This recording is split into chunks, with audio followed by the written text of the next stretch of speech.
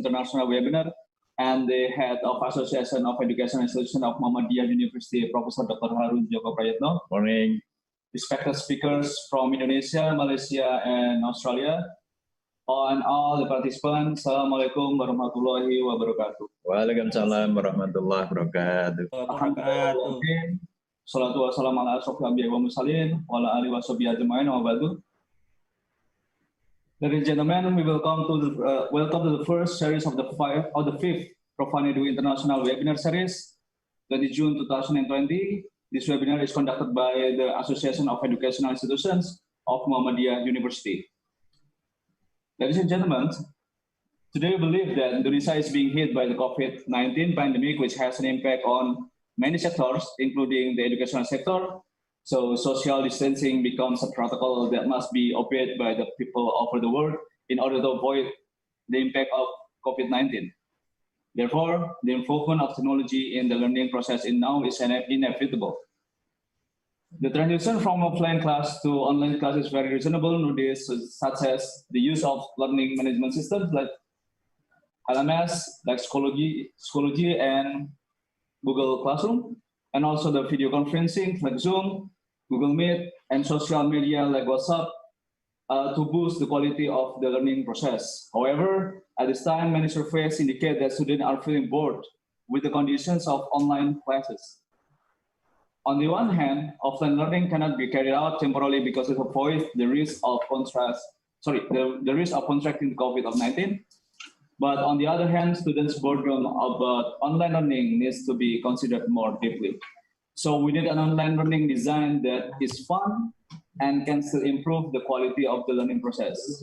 Therefore, the theme of the webinar this time, namely the 21st century fun and progressive learning engineering, is very relevant to be raised to answer the problem. So in this webinar, we invite 8 distinguished speakers, which are Professor Lawrence Tamateo from Charles Darwin University, Australia. Good afternoon, Professor Lawrence. Good afternoon. Afternoon, yeah. Good afternoon. Okay. Afternoon, yeah. Okay, and Prof. Dr. Muhammad Hairi. Not joined yet. Okay, and Bu Kusumarati, PhD from Universitas Muhammadiyah Surakarta, Indonesia. Good morning. Good morning, Bu. And Bapak Rustamaji, PhD from Universitas Pendidikan Muhammadiyah Sorong, Indonesia. Selamat pagi, Pak. Oh, berarti siang juga di sini. Sore. Siang, Pak ya? Dan Bapak Dr. Ali Fermana Wiguna from STKIP Muhammadiyah Sampit from Indonesia. Bapak Musiman, MPD from Universitas Muhammadiyah Lampung, Indonesia. Yes, assalamualaikum. Pak Erwin Prasetyo, MPD from IKIP Muhammadiyah Maumere, Indonesia. And Pak Madya Giri Aditama, MPD from STKIP Muhammadiyah Batam, Indonesia. Okay, good morning. Yeah. Morning. So let me introduce myself. My name is Naufal Sartono. I'm a lecturer of Mathematics Education Department of Universitas Muhammadiyah Surakarta, and I will be the moderator for this webinar. Before we begin today's agenda, let's recite Basmalah together. Bismillahirrahmanirrahim. Allah bless our agenda till the end. Amen.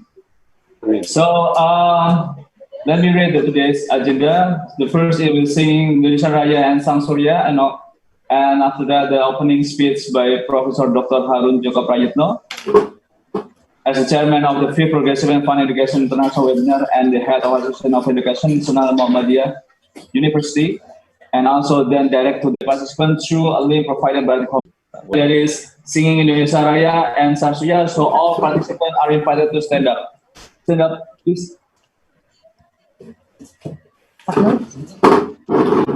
Langsung aja.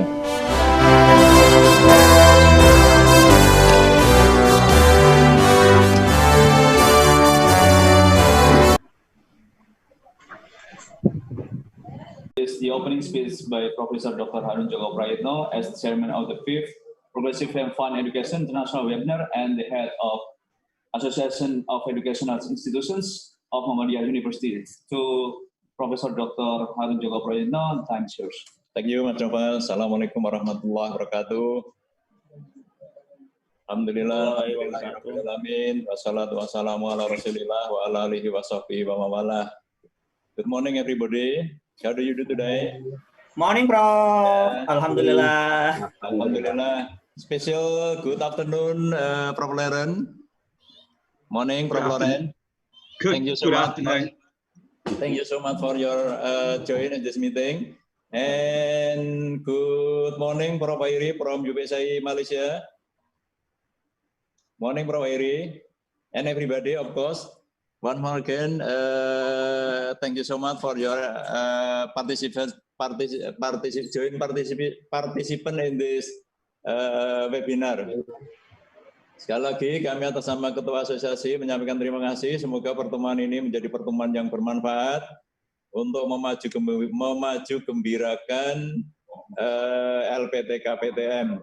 Dengan memohon ridha Allah SWT dan mohon izin Ibu sekalian, mari pertemuan ini kita start, kita mulai dengan bacaan basmalah bersama-sama.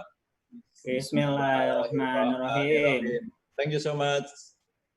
Assalamualaikum warahmatullahi wabarakatuh. Waalaikumsalam warahmatullahi wabarakatuh. Thank you, Professor Dr. Arun Joko Kayana, for the welcoming speech. So today we're going to begin this webinar by starting the first sessions will be delivered by two invited speakers today.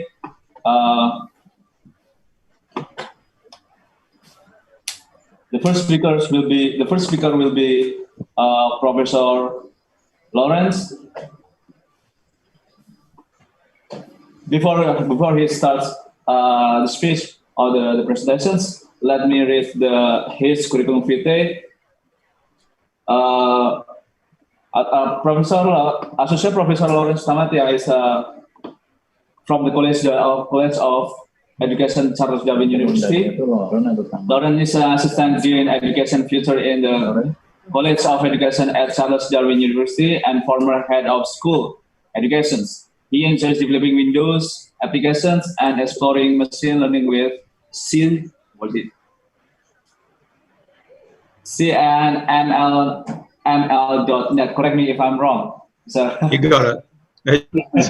Secrets, right? No. And he developed both Master of Digital Learning Features and Graduate Certificate of Digital Learning Features. In here, he published a lot of publication in here. And the last I checked, he already have 12 Scopus paper, I'm not mistaken, right, Mr. Lawrence? Okay. Yep. That's good. Yes. And then his curriculum writing and liberation of guiding curriculum development framework for teaching coding to disadvantaged youth, and currently technology focus on various professors in the name of Amran Mohammed, building a virtual reality environment for machine learning. So has a lot of things to read by actually, but too short of time. So let's give a time for Professor Lawrence before we go to Professor Hairi. So please, Professor Lawrence, the time is yours for 20 minutes. Thank you. Okay. Thank you very much. Now, do you have my presentation loaded up there? Yeah.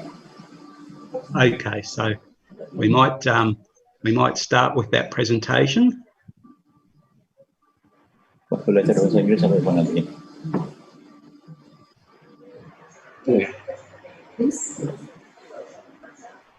Okay, that's the one. So, good morning or good afternoon, everybody. Morning. Depending where you are today. So I'm very pleased to be offered the opportunity to give this presentation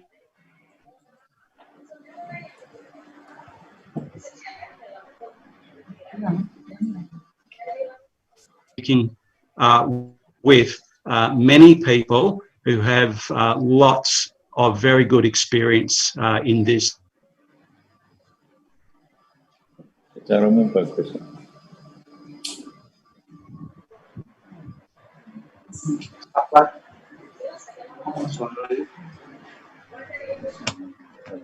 Prof. Lawrence? Prof. Lawrence? Prof. Lawrence? Can you hear me now? Can you hear me? Hello? Yeah, we hear you, but not so clear. So maybe both the connections. I think it's, yes. Okay, I'll do my best. Okay, it's okay. I just want to acknowledge that I'm probably talking to many people here today with a lot of skill, and because I do get the chance to read your papers from time to time. So I'd just like to say I'm very impressed by your work to start off with. So today I want to look at the why, the how, and the what of using technologies in teacher education to fit the times, to make the times much more interesting for our students. So if we just click now, click on the slide.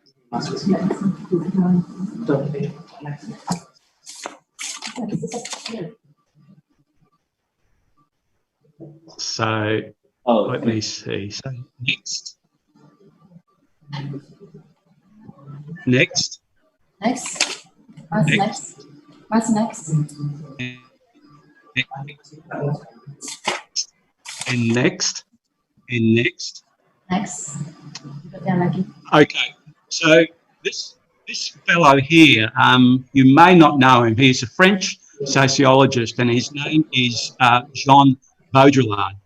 And I find that it's always interesting to at least have a theoretical framework to understand why we are doing what we want to do.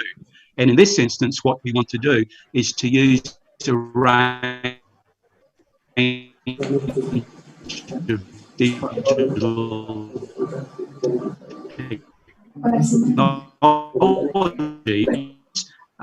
to improve the learning and teaching experience. And he had a theory about the nature of the times, of the zaman that we live in now.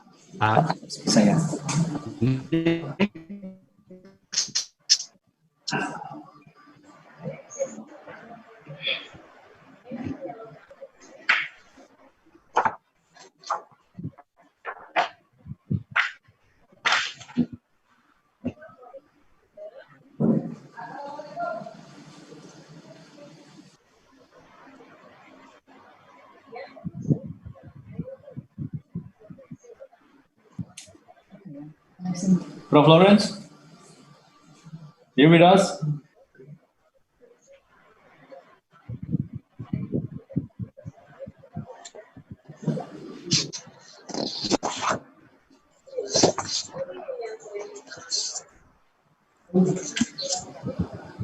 Prof. Lawrence?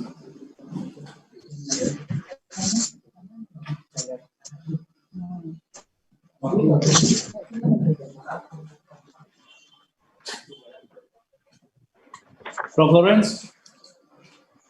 Anda jangan videonya next saja, Mas. Videonya berikutnya.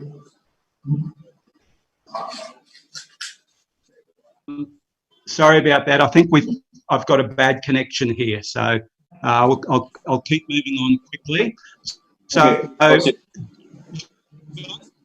Baudelaire had a theory, and his theory was that as time goes by, humans are interacting with the physical world or the analog world increasingly through or via a mediation layer. So initially, this mediation layer was the television and cinema and things like that. But now we can clearly see that at this time, 21st century, that mediation layer is digital. And so he talks about the map and the territory. The map represents the of the real thing, or the digital mediation layer. And of course,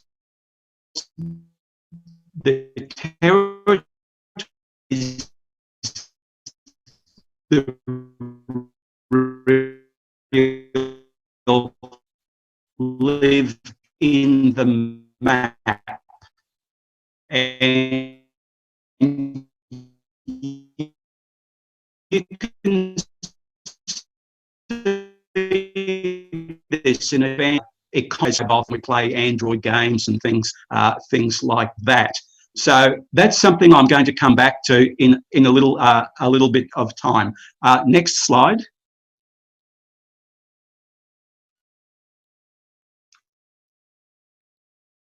Okay, so he has this concept called hyper-reality. Hyper-reality. And hyper-reality is the mixing of the digital and the real. And so, or you could say the map and the territory, or the image and the real thing. And so we no longer only live in the real. Increasingly, humans, wherever we go, live in condition with combination reality. And this situation in and getting stronger and stronger. And because of that, that's why we are here today in this conference. We are here today talking about this because hyper-reality has grown so strong. And so the question for us and the question for educators is what does this mean for teaching and learning? And how do we practice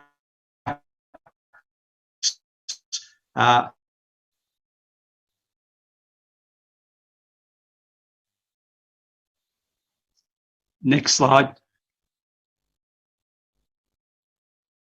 And so it seems that humans mostly like hyper-reality. And I put mostly there because not everybody thinks the internet is a good thing. There are things about hyper-reality which are not particularly good. But for some reason, like moths to a flame, humans are incredibly attracted to the digital environment of hyper-reality. So on the previous slide, there were some notes around our learning management system, or a CMS or LMS.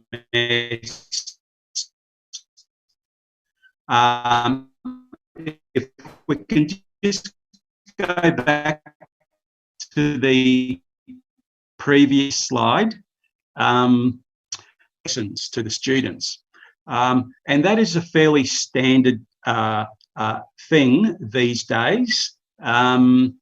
Thank you. So we use Blackboard Collaborate, and in that we have audio, video, share screen, breakout rooms, assessment upload, digital rubrics, whiteboard sharing, blogs, and so on. Of course, we also have Zoom, which there's two things here. One thing is to have the technology, and the other thing is to use it effectively. And so we need to be making sure that we're using these affordances effectively and simply uploading text documents into the digital environment. So you might say, well, Lawrence, how do we do this? What are you doing in that space? In teacher education, one of the things that everybody here today knows is that we have to send the students out to do professional experience or the practicum out in schools. And you might be thinking, well, in a COVID world where we're not supposed to be close to each other and we have to practice social distancing, how can we train the students to do their practicum? For us, it's 80 days before the end of their course.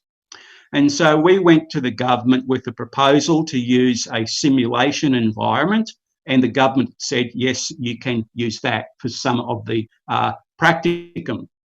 And so what happens is that you can see we have 1, 2, 3, 4, 5 simulated students, and they are on a screen, and the training teacher teaches a class, and these simulated students behave in all sorts of ways. They have good behaviour, they have bad behaviour, they ask questions, and then with a simulated environment. I should have said at the beginning that Baudelaire, that French sociologist, was the guy who wrote a book called Simulacra and Simulation. And if you know the film called The Matrix, then you will know that that film used Baudelaire's book to write about the digital future. Okay, so if we can just click this film, we can listen to a teacher talking about how they use the teaching simulated environment. So if we can just click this one.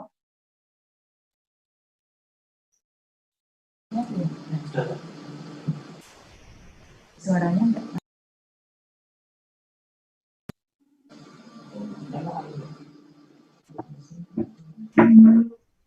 Kanan.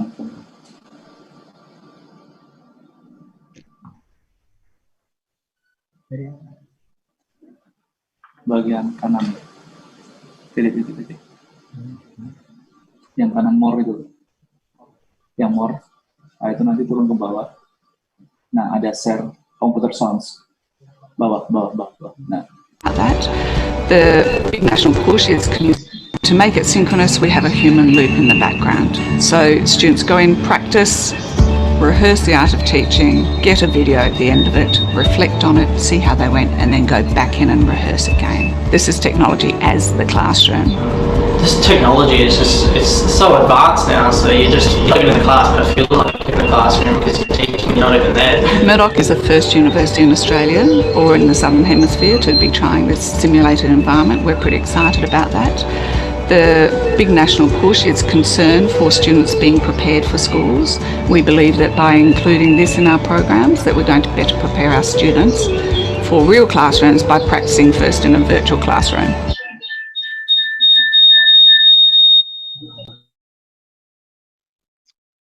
Okay, so that's one of the things we use in a COVID-19 world. Another thing we do by way of teaching is I teach coding to our big training teachers. So you may be aware that lots of countries around the world, including the United States and Australia and England, have made it compulsory for students to learn coding starting from primary school. And so we can actually make learning to code a lot of fun. And so this is one of the other digital activities that we do. If we click on this picture of the robot down here, we hopefully will be able to see a very small clip of what my students do in coding. So this is in the subject called ECU 205, and this is called Scratch programming or Scratch coding.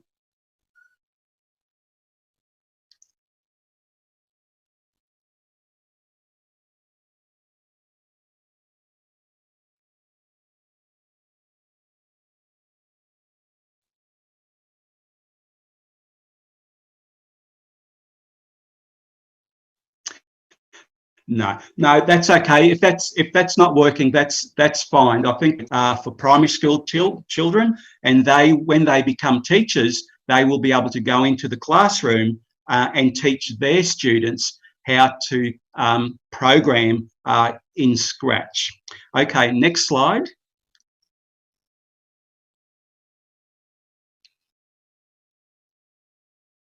Okay, so I've lost the PowerPoint on the screen. It's not there, but that's okay. So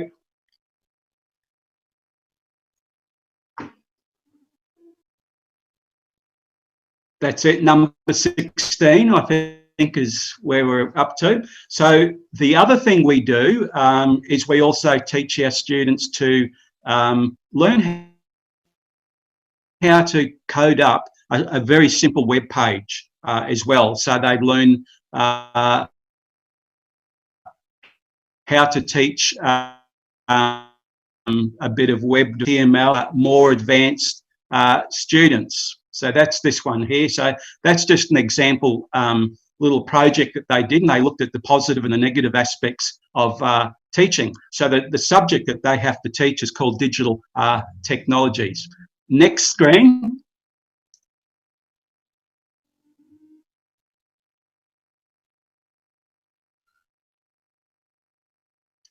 Now, this one here, I don't know if you've heard of the game called Minecraft.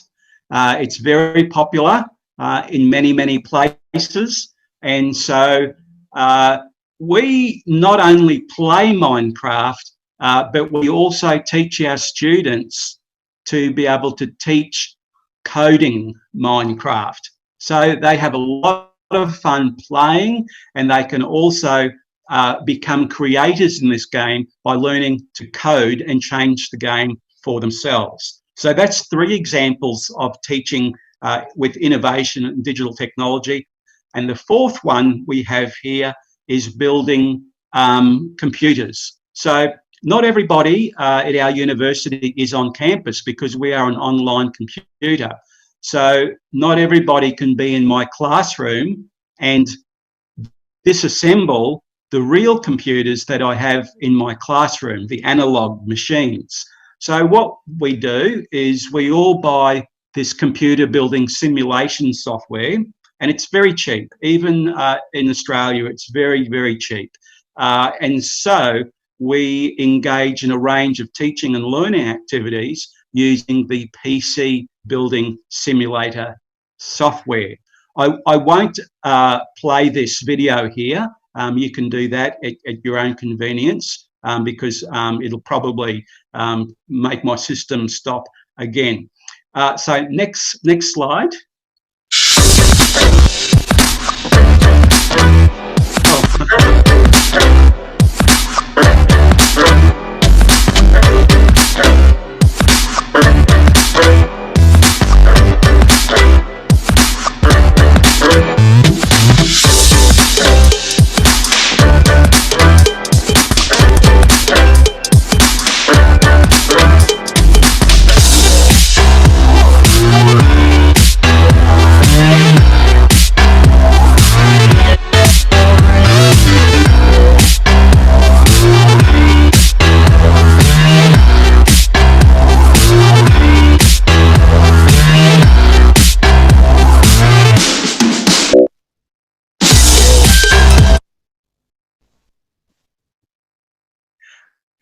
Okay, so I think we're up to the last slide now, and the question is, how did we do this? Now, I'm conscious of time, so I'll start moving very quickly. We started a focused project at CDU. We built a reference group, and we identified the 5 or so areas. The question is this possible? Okay, so I've been to Indonesia once or twice, and I understand what the parts of Indonesia. And the question that I happen to live in Australia, but we can't do any of that here. Well, just go back to the last slide. I think it is, the ones with, is it possible? And the answer is yes, it is possible. The only thing that would not be possible or that might be difficult in Indonesia would be the simulation lab. That's very expensive. That's even very expensive for us. So if we can just go back to the slide number 21.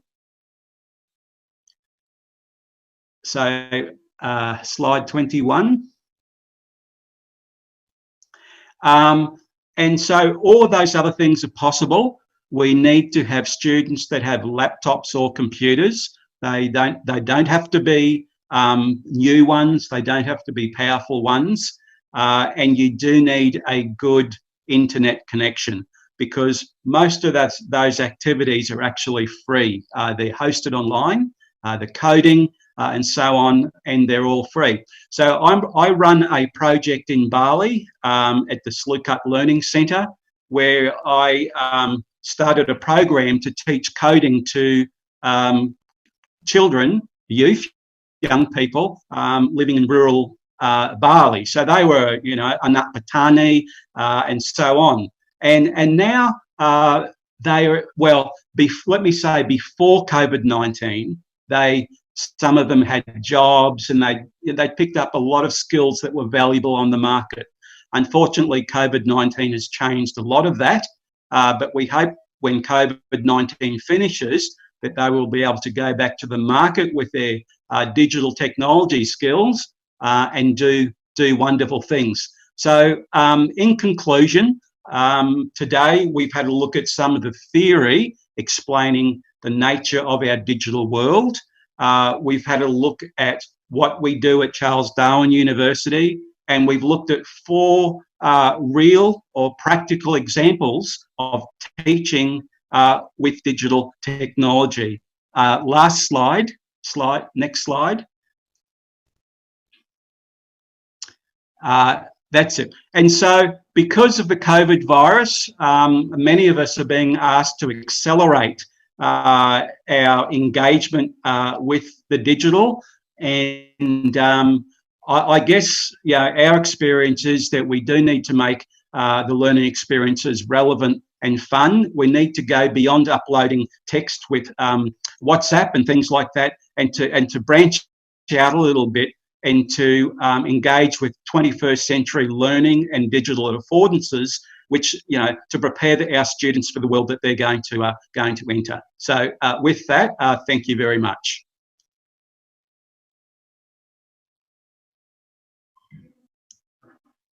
At least 2 things I got from your presentations. The first is coding is very important, at least for the next days when people are their job, not only the physical job, but also the digital job that will be raising lately, right?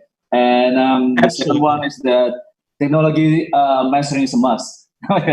So every student in Indonesia, so especially in the world, should master about technology right now. So thank you very much, Prof. Lawrence. And the next speaker will be Professor Muhammad Hairi. Prof. Hari? Prof. Hairi? Are you with us? Prof. Hairi?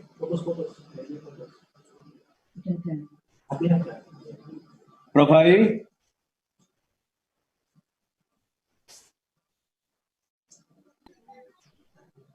So far, alhamdulillah, we already have 310 participants. That it's not, some participants are not unique di sini, because we have in here some from television. And then so Prof. Hari, are you with us?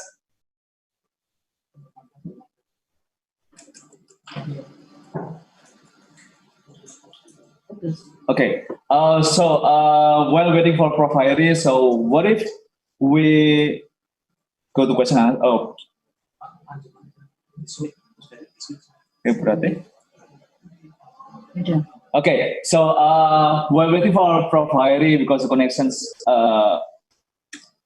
interruptions maybe, so in Malaysia, so I don't know, so we will still waiting for Prof. Hairi, and then so we switch. For the next speaker will be Bu Rati. Let me read. Wait a minute.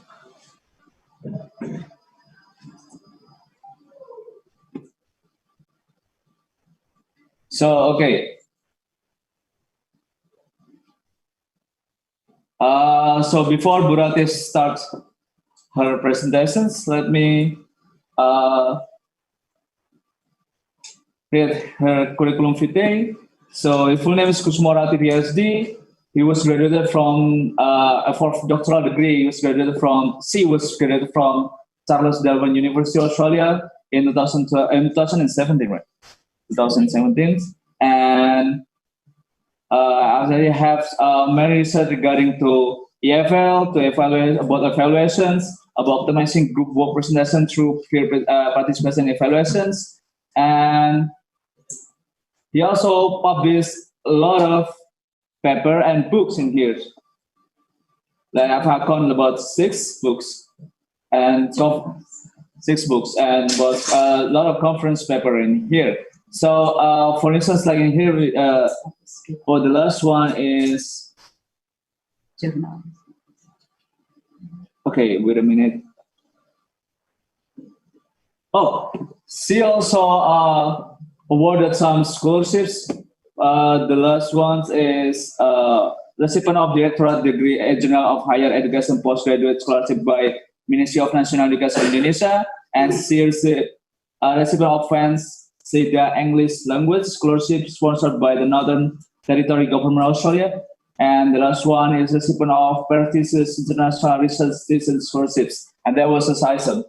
And to cut off times, so we welcome Burati to have the stage. The time is yours.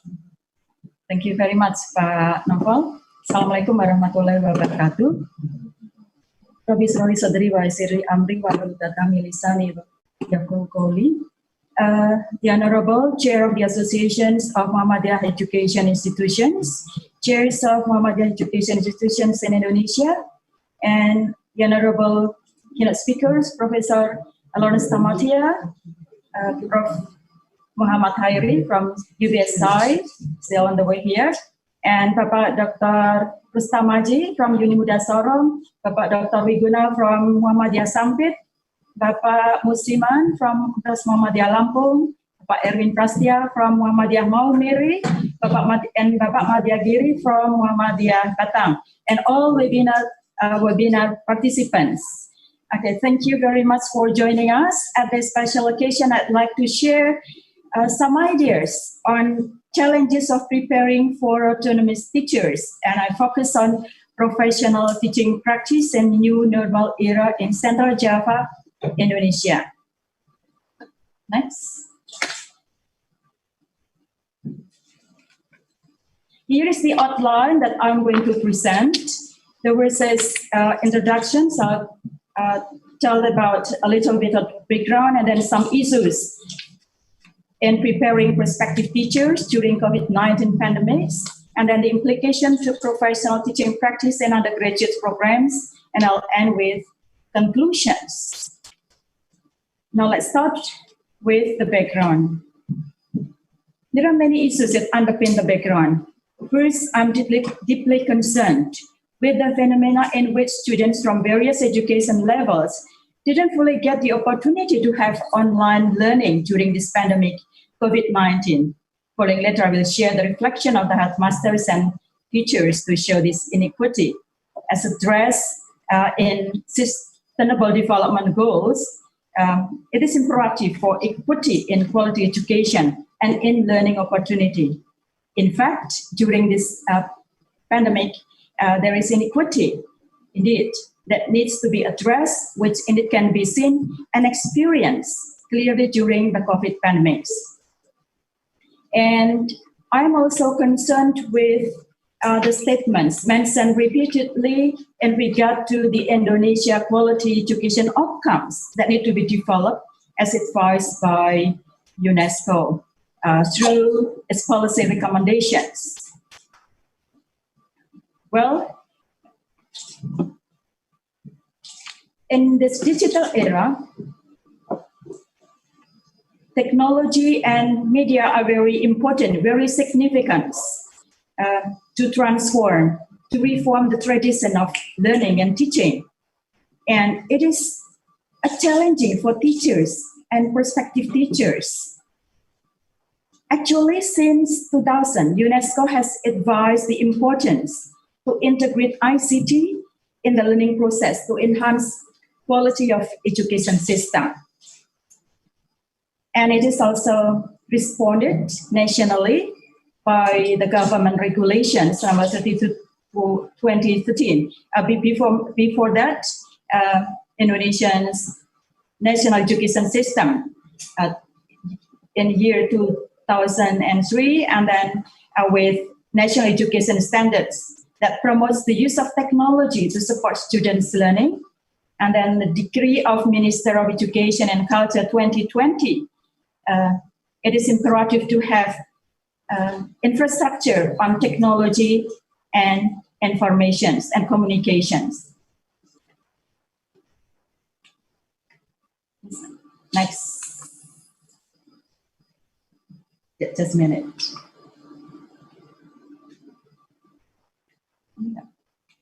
Next slide, please.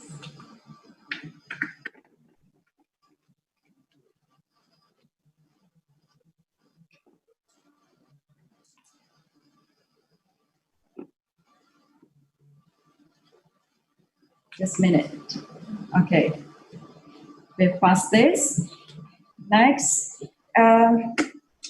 As I said earlier, since 2000, UNESCO's Surakarta framework has advised the importance to integrate ICT in the learning process to enhance quality of education, which is responded by national articulations in the national policy, like what I said in Ministry of Education and Culture policies. And currently in the Decree of Ministry of Education and Culture number 3, 2020 on the imperative to infrastructure on technology and ICT.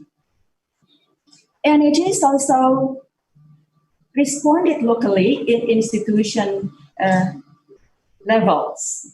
Institutions' policies in the form of teaching practice guides, for example, require pre-service teachers to integrate ICT in their teaching practice. The guides therefore promote the training of quality teachers by promoting the use of technology to achieve the goals. We can see that there is a flow here. If we pay attention, there is a goal of, there is a flow of message from global, national to local. This reminds me to my co-supervisor, Professor Lawrence Tamatia, who introduced me with the theory of globalizations by Baudelaire. Okay, thank you very much, Lawrence, for introducing me with Baudelaires' theory of globalizations. Well, in his theory of globalizations, Baudelaire mentioned some 5 flows, at least, what we call is scapes, or he terms the 5 flows as scapes, namely ideoscape, technoscape, financescapes, mediascapes, and technoscapes. Scapes is the flow of ideology, of thought, that ideoscapes, and the movement of idea from other countries to Indonesia and vice versa. That is ideoscape, and then the movement of technology, we call it technoscapes, and the movement of media, like what we have now, it is mediascape. And the flows of information through media are intensified by this technology. Next. The implementations of the integrations of ICT and learning process in institutional level or local level is more intensified by the presence of COVID-19 pandemics. This implies a great challenge for teachers, pre-service teachers, and teachers' education institutions that produce prospective teachers to be always dynamic, adaptive, and progressive. How? COVID pandemic affects various sectors, including education sector. This pandemic causes a great change in education. All education levels are to be driven to transform, to adapt to the situations. Now, in this pandemic situations, all education levels are driven to transform, to adapt drastically, to learn from home. Like what happened also in Australia, what Lawrence Tamatia told us. Okay, everyone works from home and using online media. Therefore, the integrations of ICT and teaching and learning process is highly recommended. Next slide. This is in Indonesia, strengthened by the enactment of Indonesian government regulation, such as circular letter of the Ministry of Education and Culture number 4/2020, as I mentioned earlier. This policy eventually demands teachers to design innovative and online learning media. During the pandemic, the teachers must ensure that the process of learning and teaching is still going on, though the students stay at home. However, in the level of practice, there is a disjuncture. Disjuncture here. Okay, this part. Learning from home is not always easy during COVID-19 pandemic situation in some schools due to limited ICT skills, lack of school facilities such as equipment, internet connections, of course, various socio-economic background of the students, because students are not always well facilitated with mobile phones. Sometimes from certain economic backgrounds, the parents do not give extra money for top-up to their children. And then also unstable school budget to support. Here is some proof or evidence, next slide, of the quotes from principals and teachers.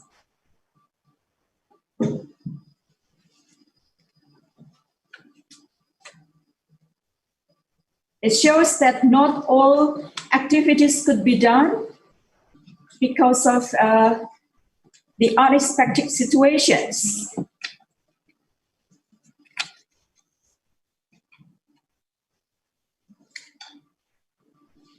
Next. No, before that.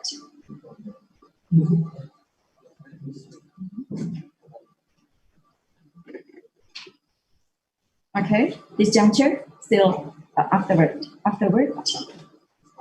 Next, yes, okay. And there is also this juncture. Many schools where present EFL teachers undertake their teaching practice were not well resourced in terms of ICT. Okay, based on my interviews with some students joining or undertaking some teaching practice in some schools, and especially in remote areas, they could not apply ICT during their teaching. And it is also convinced from the report of the OECD 2020.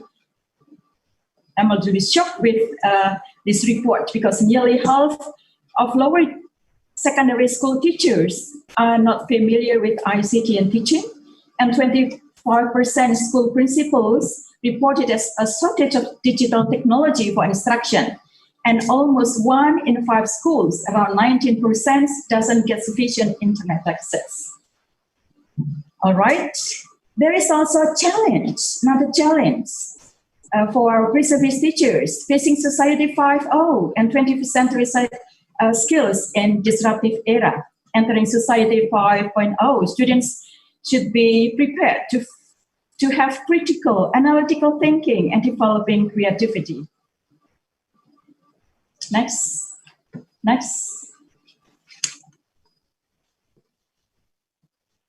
Well, Bapak Ibu, the webinar participants, the focus of this presentation is sharing ideas on preparing prospective teachers in post-COVID-19 pandemic. In regard to preparing teacher candidates, Indonesian Minister Regulations number 55/2017 on teacher education standard recommends reservist teacher to undertake teaching practice called Pengenalan Lapangan Persekolahan, or Introductions to Professional Practice in Undergraduate Program. Teacher education institutions normally conduct the internship in lab schools by face-to-face meeting. Furthermore, to prepare reservists at undergraduate program to have more competitive globally, normally many institutions in Indonesia conduct internship across islands of Indonesia and neighboring countries. Like what, for example, UMS joined a lot of organizations that organize the exchange of students for having teaching practice. And one of them is Siti from SIMIO program that offers internship on teaching practice by exchanging prospective teachers across Southeast Asian countries. This is all carried out to prepare prospective teachers to have competitive quality globally. It is in line with what is advised by the United Nations that by 2030, substantially increase the supply of qualified teachers, including through international cooperations for teacher training in developing countries, especially least developed countries and small islands in developing states. And it is also in line with SIMIO agenda, what we participate in our faculty in UMS. That is one of the agendas, and SIMIO is focusing on reservist student-teacher exchange in Southeast Asia. That is to revitalize teacher education, which facilitates reservist student teachers to develop their teaching skills and pedagogy, to encourage practice in their English, to gain broader regional and world view of and expose future teachers to diverse teaching and learning situations and opportunities and value of flexibility. However, considering this emergency situation under COVID pandemics, there are various modes of implementations. We try to be adaptive. We try to be progressive. Okay, teacher training education faculty and UMS, for example, offer some alternatives to adapt to the current situation of new normal life. The broad designs are offered to the students, and we call them blended learning schools-based teaching practice and homeschooling teaching practice. These two programs are considered appropriate to implement during post-pandemic COVID-19 to make students more independently, to be autonomous, so that prospective teachers will be ready to be activators, autonomous, flexible, tough, dynamic, progressive, to create fun and progressive learning as the theme of today's seminar. All right, thank you very much for joining. Thank you. Assalamualaikum warahmatullahi wabarakatuh. Waalaikumsalam warahmatullahi wabarakatuh. Thank you, Burati, for sharing the experiences. Today, after this, we have a question and answer sessions. So, if any of you want to have a question, one of you have questions for the participants, please unmute your speakers, and then after that, please mention your name, mention your university, and what question will be addressed to Prof. Lawrence or Burati. Please, any one of you want to have questions? Please unmute your speakers.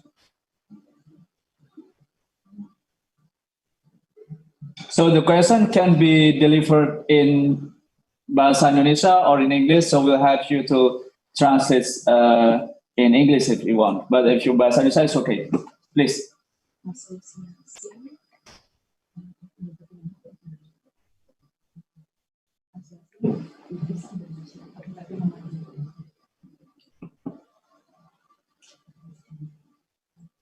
The material or the PowerPoint from the speakers today will be sent, and right after they've done.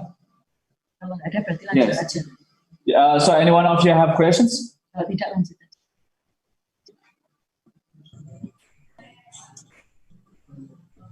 Regarding today's speakers? Please unmute your speaker if you have one. Jadi Bapak Ibu ada yang mau ditanyakan?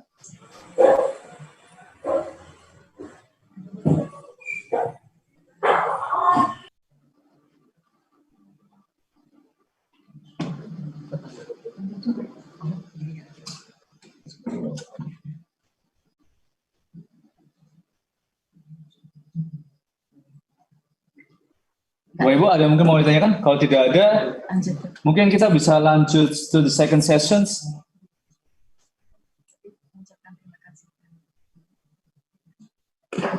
So okay, if you don't have any questions, so I'd like to say thank you very much for Prof. Lawrence for your presentation today. It's very meaningful because we have already know about the development of coding educations by you. They'll have developed by you.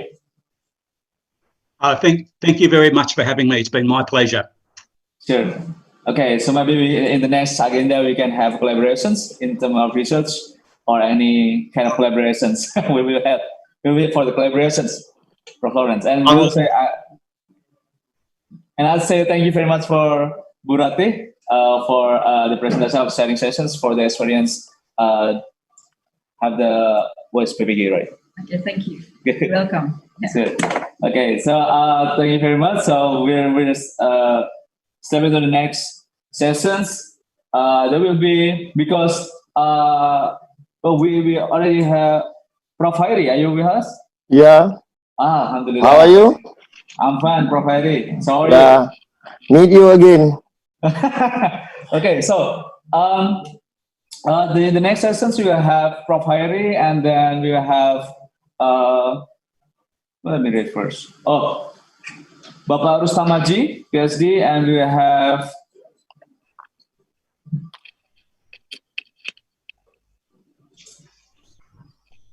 wait a minute. Good morning, Prof. Lawrence. So as the first speakers will be Prof. Hairi. And before Prof. Hairi begins his speech and his presentations, so let me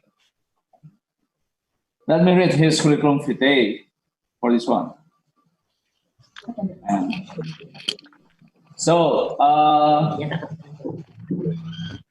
his full name is Associate Professor Dr. Hairi bin Ibrahim. He is Dean of Faculty of Human Science, lecturer in Geography Department, and his research interests is physical geography, weather and climate, urban ecosystems, and environment. And I read from his expertise in here. Wait a minute.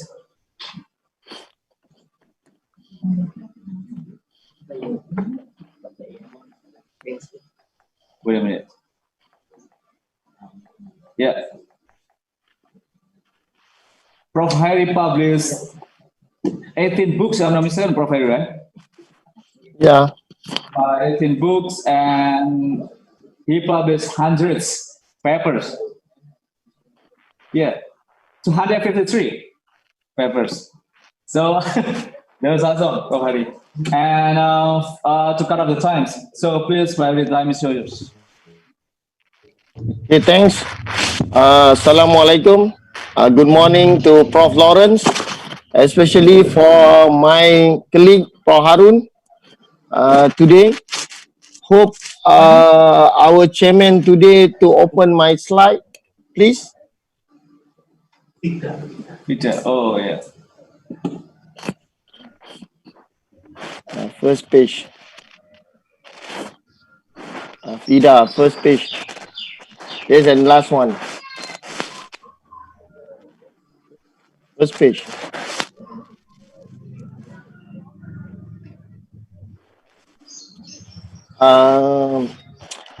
Assalamualaikum and very good morning, everybody. Prof. Lauren and all the speakers, keynote speakers today. How are you, Prof. Lauren? That's good. I'm very sad, very clear your talk, the first one. However, I will contact you. My topics today, also all my students, Ida and Busus Aziza, PhD student from Muhammadiyah, also all the colleagues from PhD student from Muhammadiyah. I think having 10 docent from Muhammadiyah, lecturer from Muhammadiyah in my university, now ongoing. I think a good progress. also all my colleague in Indonesia. Apa kabar semua? Semoga kita dapat apa? Berkongsi idea, sharing idea. Maybe I will share with Malay language, maybe some in Indonesian language, some in English. I think Prof. Lauren can learn more about Indonesian language. Because last time I stayed in Indonesia, I think more than, if I calculate everything, is more than 3 or 4 months. Last time, also including in Universitas Gajah Mada. I hope Indonesia will good for COVID-19, no more COVID-19. I will interest to come again. My feel is want to go to Bali and meet someone, and also go to Makassar around that. Also Lombok. My topic today more about ESD, Education for Sustainable Development, approach toward integrated lifelong learning for fun learning. That's my topic. Maybe we can share to everyone. Maybe we can discuss after my ending of my talk today. Okay, next please.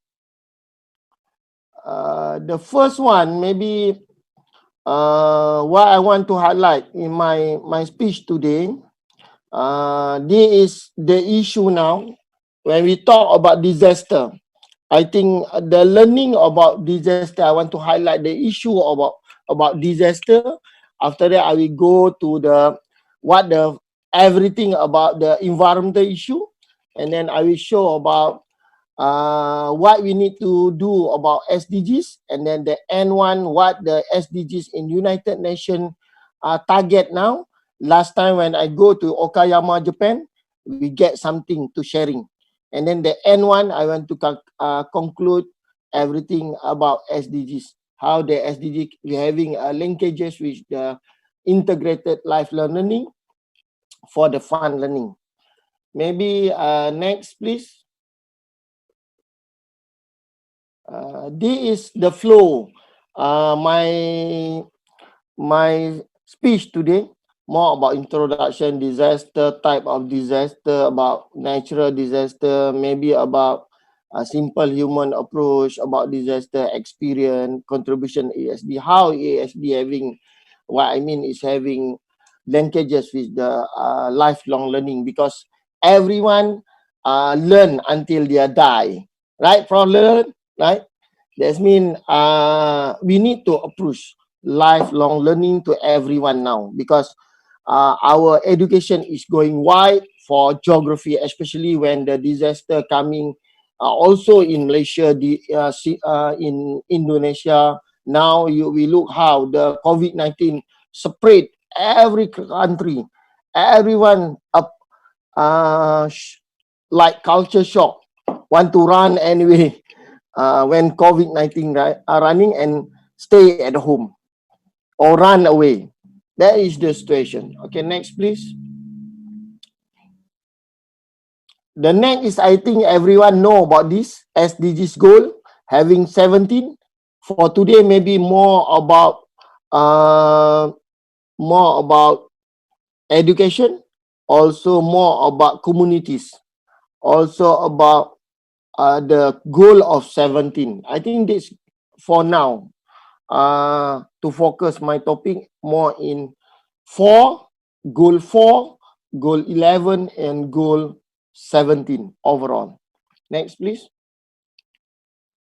And then I want to show, when we talk about the disaster, what the point of our education in geography is more in problem-based learning. I think when I show this picture, everyone will thinking about problem-based learning. What we want to do about this issue, what we want to tackle about the issue, what we want to manage this situation, what our geography teachers, how to educate our students to prepare, to aware about this situation. This is about last 3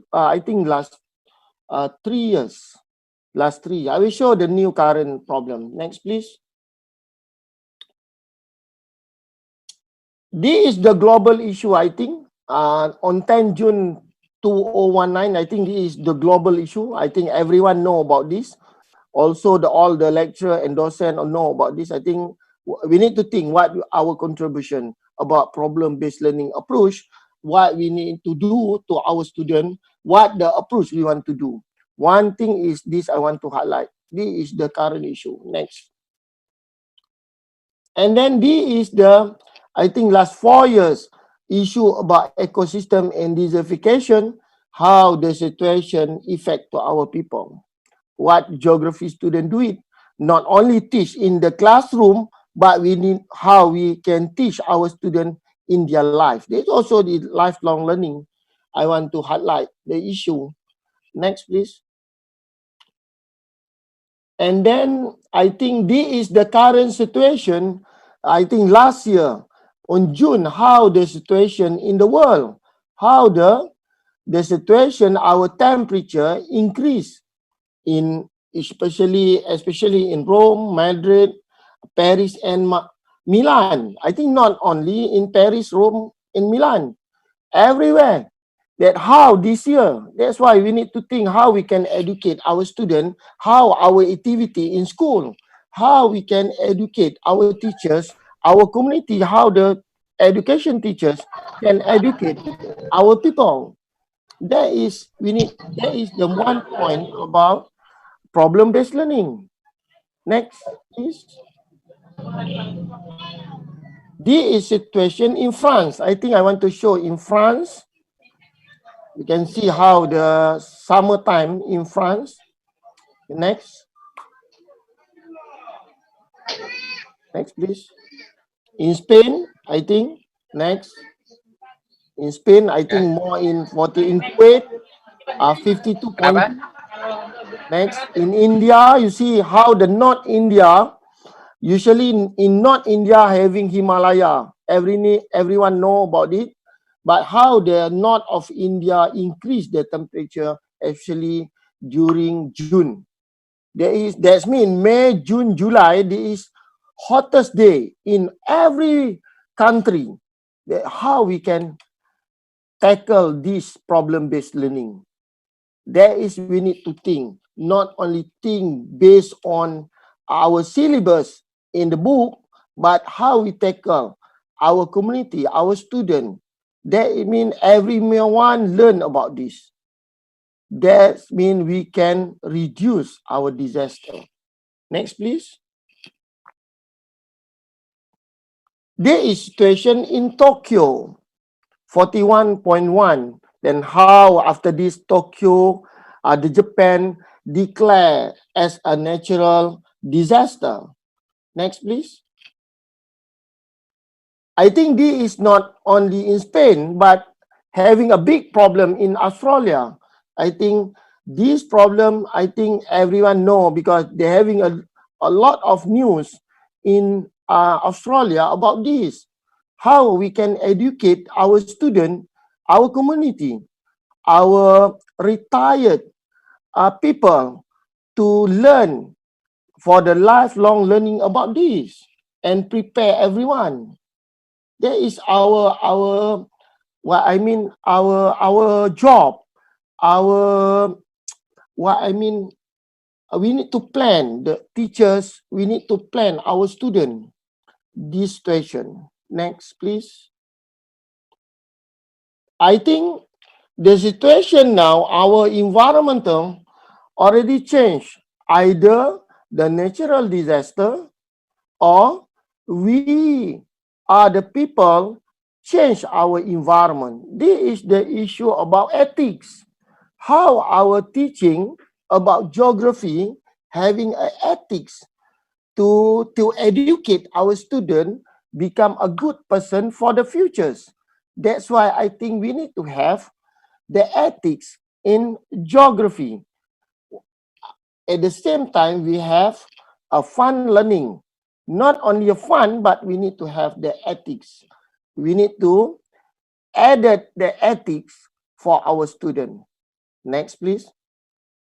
That means we can control the environmental changes. I think that is the next slide is just to show the meaning of disaster, everything. Next, please. This, I think, no need to I explain everything. I think this is the definition of disaster.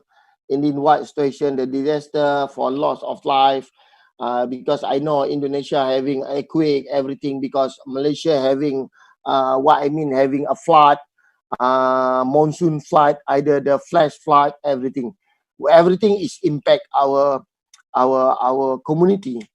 Next, please. This is a type of disaster. Maybe in Malaysia, in Lauren country, right, Lauren? From Lauren is a different, I think, because Malaysia, I think, not having a earthquake like Indonesia. But for me, is fun need to relate to disaster, because at the same time we can teach our student and our community to learn very fun, but at the same time they alert about the disaster happen in their country or their place. This is the type of disaster. Next, please. This is, I think, just to highlight about topology of hazard. I think everyone know this.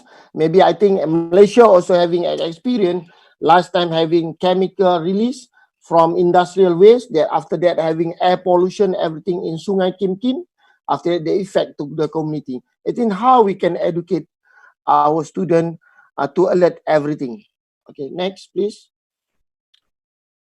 And then D is same thing, just to highlight affected in the world, all the natural disaster. Next. This is, we can see how the Hong Kong can educate their people in geography teaching, especially. We can look how the river very clean, rather than the others river.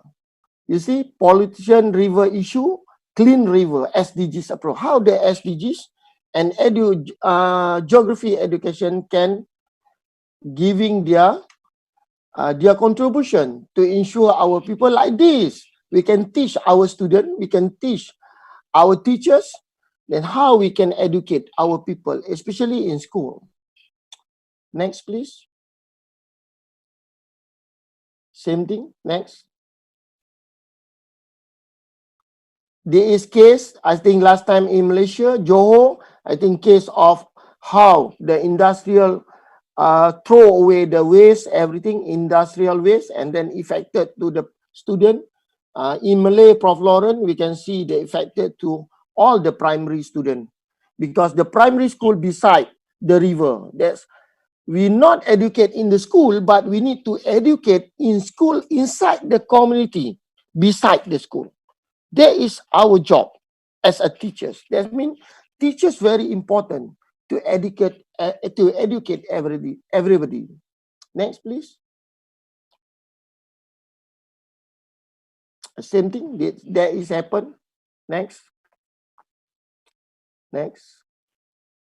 Next. I want to show first. Next. There is happen to student, and then 13 school closed because the river pollution. After that, the air pollution happened in Sungai Kim Kim, Johor, Malaysia.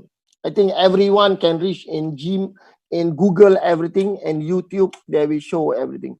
Okay, next. I think this is more in how Malaysia manage their disaster. I think next. This is the issue about problem-based learning. I think in Malaysia we teach about problem-based learning. That means how I show the review of flood disaster in Malaysia for sharing only on 2007, very serious. Also in 2014. Maybe this is the issue disaster in Malaysia for sharing for everybody. Okay, next please. Also in 2012, in Malaysia, you see Kota Tinggi, Sandakan, Melaka, there is very serious the impact of disaster. Next, please.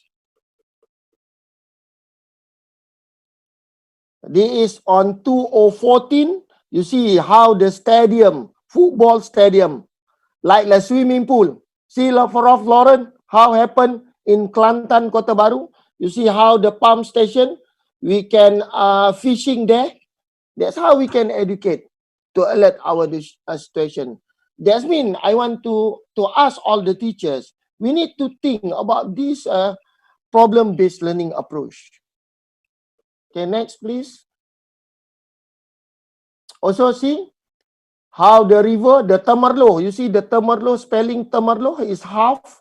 This is the Temerloh River, from the Pahang River, from North Pahang River going to the Temerloh. If Pro Lauren coming to Temerloh, I think you can eat the fish we call ikan patin, patin fish. Okay, that's very good. I will invite you coming after you come to Malaysia. I will wait you in airport. You see at school, how happened in Perak 2014, the flood coming to school, and then the other area. I want to show we need to highlight to our teachers, not only teach by syllabus. Next, please. This happened in 2014. Impact and environmental sustainability. Bah Kuning 2.0. Hospital also impact. That's all the impact in school. I want to show we need to reflect our mind, our feel, then how we teach our student based on problem-based learning, and how we after that we will use the ESD to ensure our student we alert for our environmental and having a good what I mean is environmental awareness. Next, please. This I having the YouTube, but maybe after this everyone can look up the situation, the impact, everything. I don't want to show. I want to shortcut the time. Okay, next, please. Next, it just show the situation in news. I want to think this like this. If Prof Harun going to Kuching, Sarawak, you can see the first one picture is Rajang River, very nicely. There is problem-based very nicely. How we can maintain this river? How we can educate our student based on the how fun we can, how the learning fun learning we can use to teach about the first picture. The second one, how fun learning can teach to our student based on the second picture. This is the impact during the flood in Malaysia. How all the wood, everything, waste wood, everything flow down from the north to the down. You see what happened before that 2014. The second picture is related to the picture, related to the flood, monsoon. Before this, I show to everyone. Next, please. Next. I think this is more in flash flood, what happened in Kuala Lumpur. Okay, next. The series of flash flood everything issue. Next. There is how many the people kill, everything, the affected, where the area affected, everything in Kuala Lumpur. Same like Jakarta. Also same like Thailand. Same in Manila. What happened? What our contribution? What our geography contribution? Teachers. I think every country having geography teachers, but the problem still same, not solved. Next, please. Next. See, the next picture. How we feel this picture. Our chairman, Mr. Naufal, how you feel this picture? Yes, I see the picture. You feel stressed or you feel what? I am very happy to enjoy. Yeah. Yeah. There you see what happened the situation, because everything that is we can do. Yeah. Something about the pictures. My approach is more in pictures. Right. Okay, Create features. See next. Okay, this station in we call it in Malay Banjir Lumpur in Cameron Island, the Highlander approach. there is erosion problem because during the monsoon time. Next, please. There is the situation how we the not awareness people develop everything beside the river. You see how what happened, how we can educate our people for the lifelong learning. That is, I want to show the problem, everything. When we touch the problem, we know how we can teach our student, and then we know how to teach our teachers, then how to teach our community. Not on syllabus, because the issue need to including in syllabus. Next, please. There is Camera Island in Malaysia, the Highlander area. Next, please. That is very important because our job is to educating the community, including educating students, teachers, educating youth, educating the old people, the retired people, everything is teachers. Next, please. Hello. Next, please.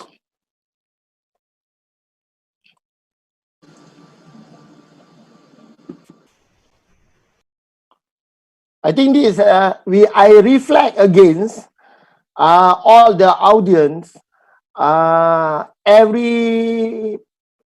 the picture going to which one the goal, based on when we think about problem-based learning, what our contribution related the goal.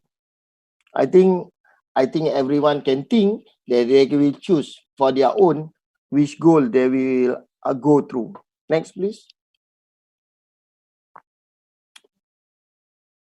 I think just show the management about disaster in Malaysia. Okay, next.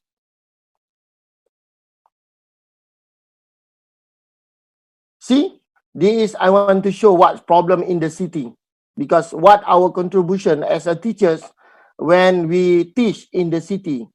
In Solo, there you see how in Solo or Makassar develop very well. Mr. Nafal, yeah, having well developed in Solo, I very appreciate. But how Solo or Surakarta become a resilient city? How the teachers will use their knowledge to teach and relate with fun learning to alert about the resilient city, relate about geography, or relate or disaster in the city. That's why I want to highlight everyone. Next, please. I think this is just sample from Japan strategies when they're growing and integrating the generation to alert about the disaster, to alert about environment, to alert how to educate their people for the lifelong learning. Next, please. I think everyone after the secondary school, I think everyone to become join the NGOs in the any city, any district, or any what I mean, any in Indonesia we'll call, in Malaysia is district. Pak Naufal, di Indonesia bilang apa? District itu? Wilayah. Wilayah. Kecamatan ya, kecamatan. Kecamatan. Maka we have NGO, all the district, all the wilayah. However, how we can educate our NGOs, because NGOs come from our students. Their age usually more than 18 years old. That is our contribution for the geography student or geography teachers. Not only for lecturer, but teachers need to having a good contribution to the lifelong learning. Next, please. That is very important to lifelong learning, because everyone learn about geography in their school, including me, including Pak Naufal, our Mas Naufal, but also everyone, also including Prof. Lawrence. However, we can educate our students our teachers, our lecturer, our community having a human civic capacity. That is very our challenges to educate about human civics. That how we have a fun learning related to human civic, including in geography syllabus. That's very important. Next, please. There is educating NGO supporting. This I want to show when we talk about education, everything about learning fund, they related the issue of the environmental issue, going to climate resilient, climate issue, going to water quality and waste, everything, and impact and relate about flood and habitat and welfare, wildlife and communities. I think all these relate to our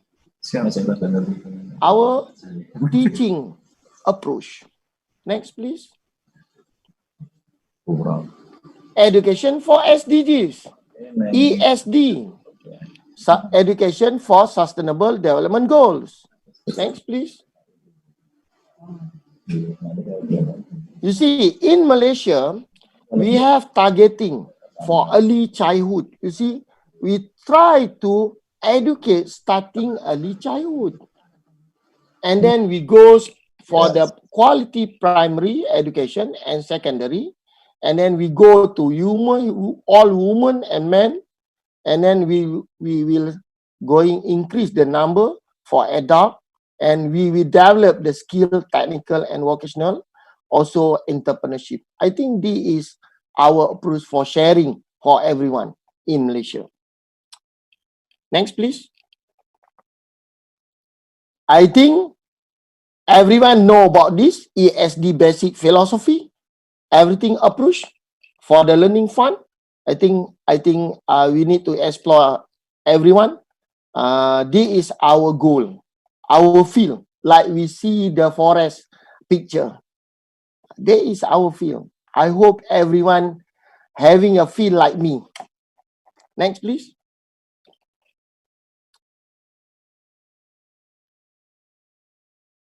I think just for sharing, in German, Education Sustainable Development News. They're having a news, everything for their people, student, their adult, the retired, everything. They're having like activity, climate sketch.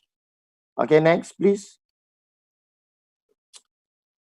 I think like this, how we can, this is primary school. We have educate the SDGs, which the that means the primary school. Okay, next, please. Also having global action, I think just for sharing. Next, please. I think the last one for educate about SDGs in Okayama, 24 until 27 November 2019. I attend all the conference with all the colleagues from SDGs, all the continent. They're having pool everything in one conference, SDGs conference, ESD in Okayama, Japan. I think Prof. Lauren can join for the futures. We can join the members of RCE, Regional Center or Expertise. Okay, next please. Now we move on, Prof. Lauren, for your attention about indigenous people, how we can educate indigenous people about geography and environment, how they will awareness about their survival in their village, everything in their forest. Okay, next please. I think there is the last time meeting, everything. Next, please. ESD approach. I think this is last time when I go to the global conference on teachers education for sustainable development in 22 and 29 Okayama, Japan. I think I meet somebody all in continent.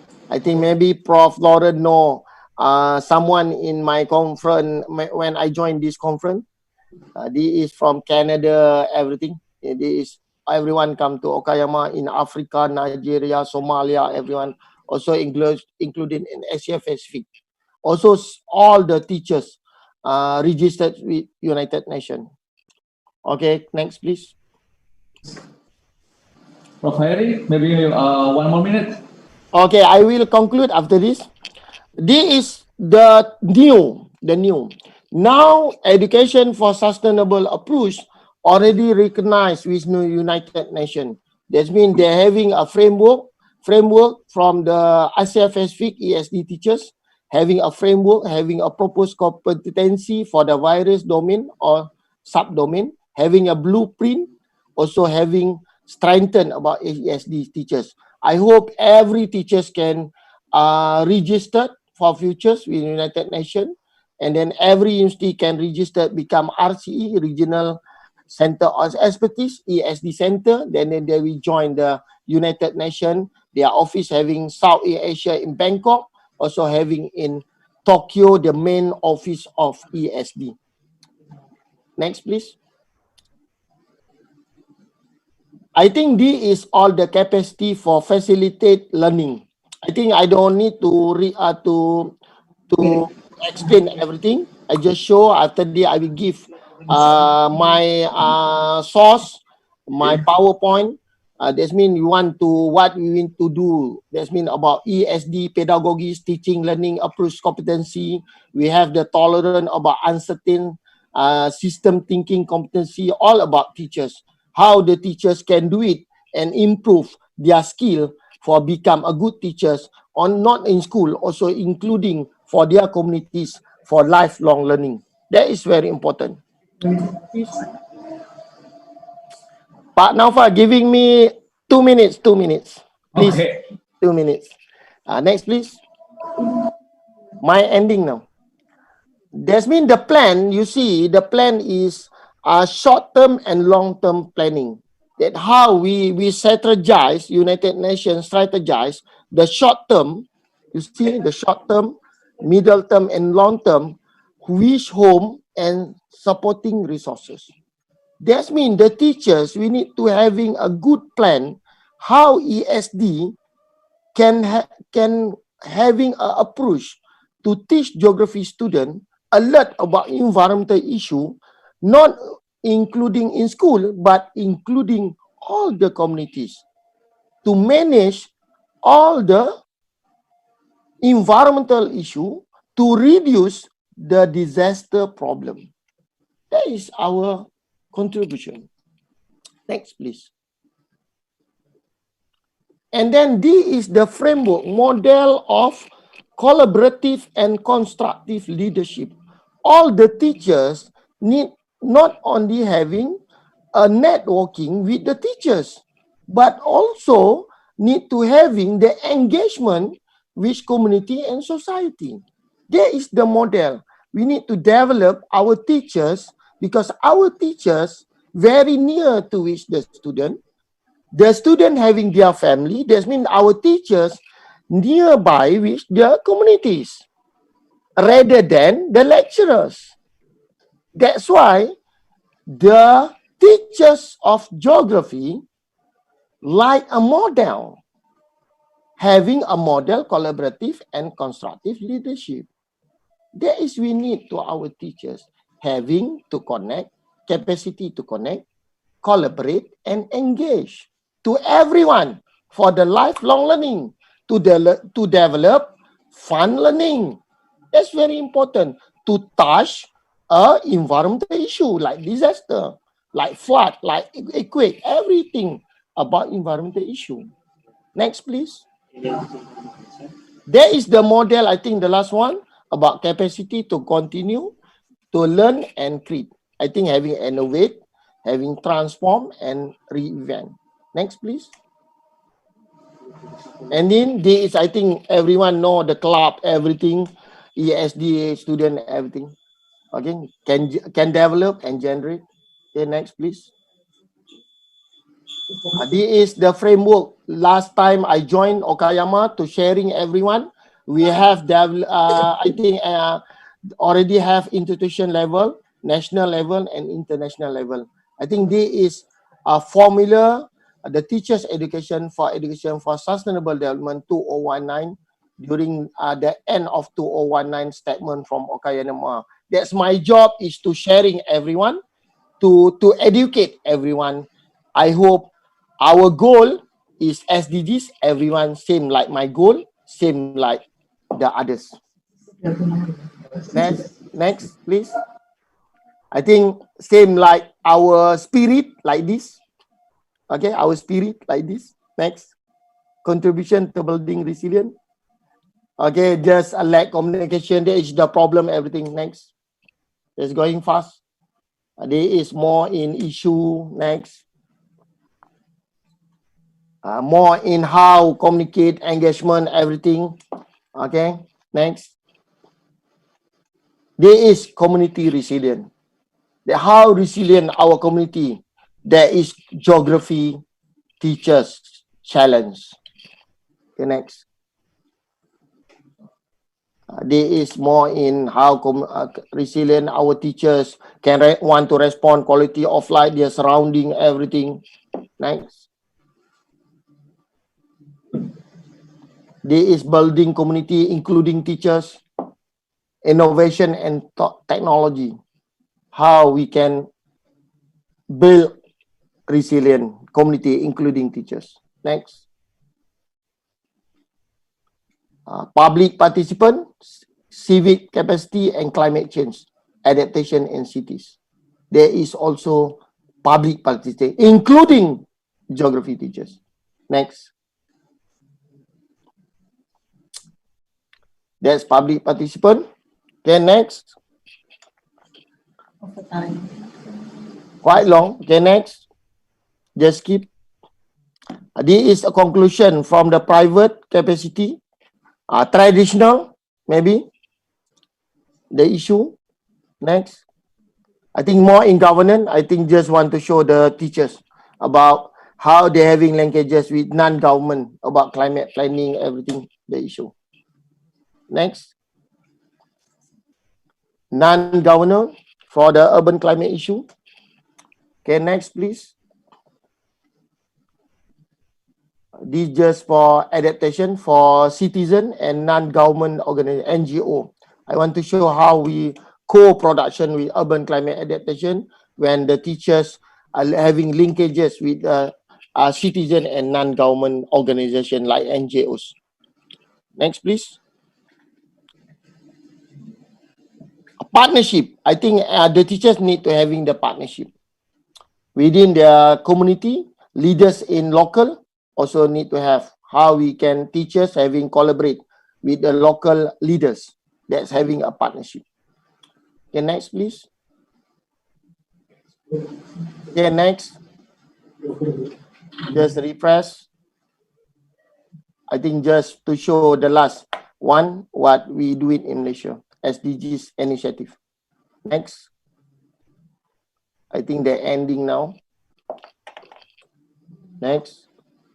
There is more teachers activity. Next. Next. In indigenous people. Now United Nations for Lauren are having concentrate about indigenous people, how we can educate indigenous people. This is our activity in Malaysia. In Kedah. Okay, next. Right. Next. In lab. Our lab. In school activity. Next. I think the last one is there is for every teachers free. Wait. Mr. Napa, wait. I want to show world largest lesson is a world largest lesson is free. Everyone just download and use it from UNICEF. Free. Okay. Next. Deaf. If you want to walk fast, walk alone. If you want to walk far, walk together. With me. Not with me. For your school, for your community, for lifelong learning, for our community. Okay, next. There is ESD 2020 dalam pembangunan keterlanjutan 2030. Ini bahasa Indonesia, Prof. Lauren. Alam Indonesian language. Betul Pak Naufal atau saya salah? Bilang. Ya, betul. Betul ya? Sudah lama tidak ke Indonesia, bahasa Indonesia itu kurang lancar gitu. Okay, next. The last one. Sorry to say, I will very sorry because take our time. This is my highlight, my goal, my spirit is SDGs. I think Prof. Harun know about me. Thanks, Prof. Harun giving opportunity to me to show my spirit, my challenges, to educate everyone anywhere in the world. Thank you. Assalamualaikum. Good morning. Thanks to everyone to give me opportunity. Say last one. Harap maaf jika ada salah silap daripada saya, Pak Muhammad Airi. Semoga kita dapat kolaborasi bersama-sama masa akan dapat datang. Pegangan kita adalah SDG. Semoga kita terus menjaga lingkungan, menjaga di Malaysia dibilang alam sekitar. Semoga kita terus menjaga lingkungan kita untuk kehidupan masa akan datang. Dan wabillahi taufik wa hidayah. Assalamualaikum warahmatullahi wabarakatuh. Salam satu Nusantara.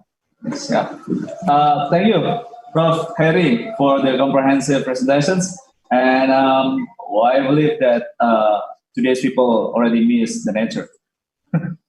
to go to the forest and so on. Anyway, we're going to the next speaker,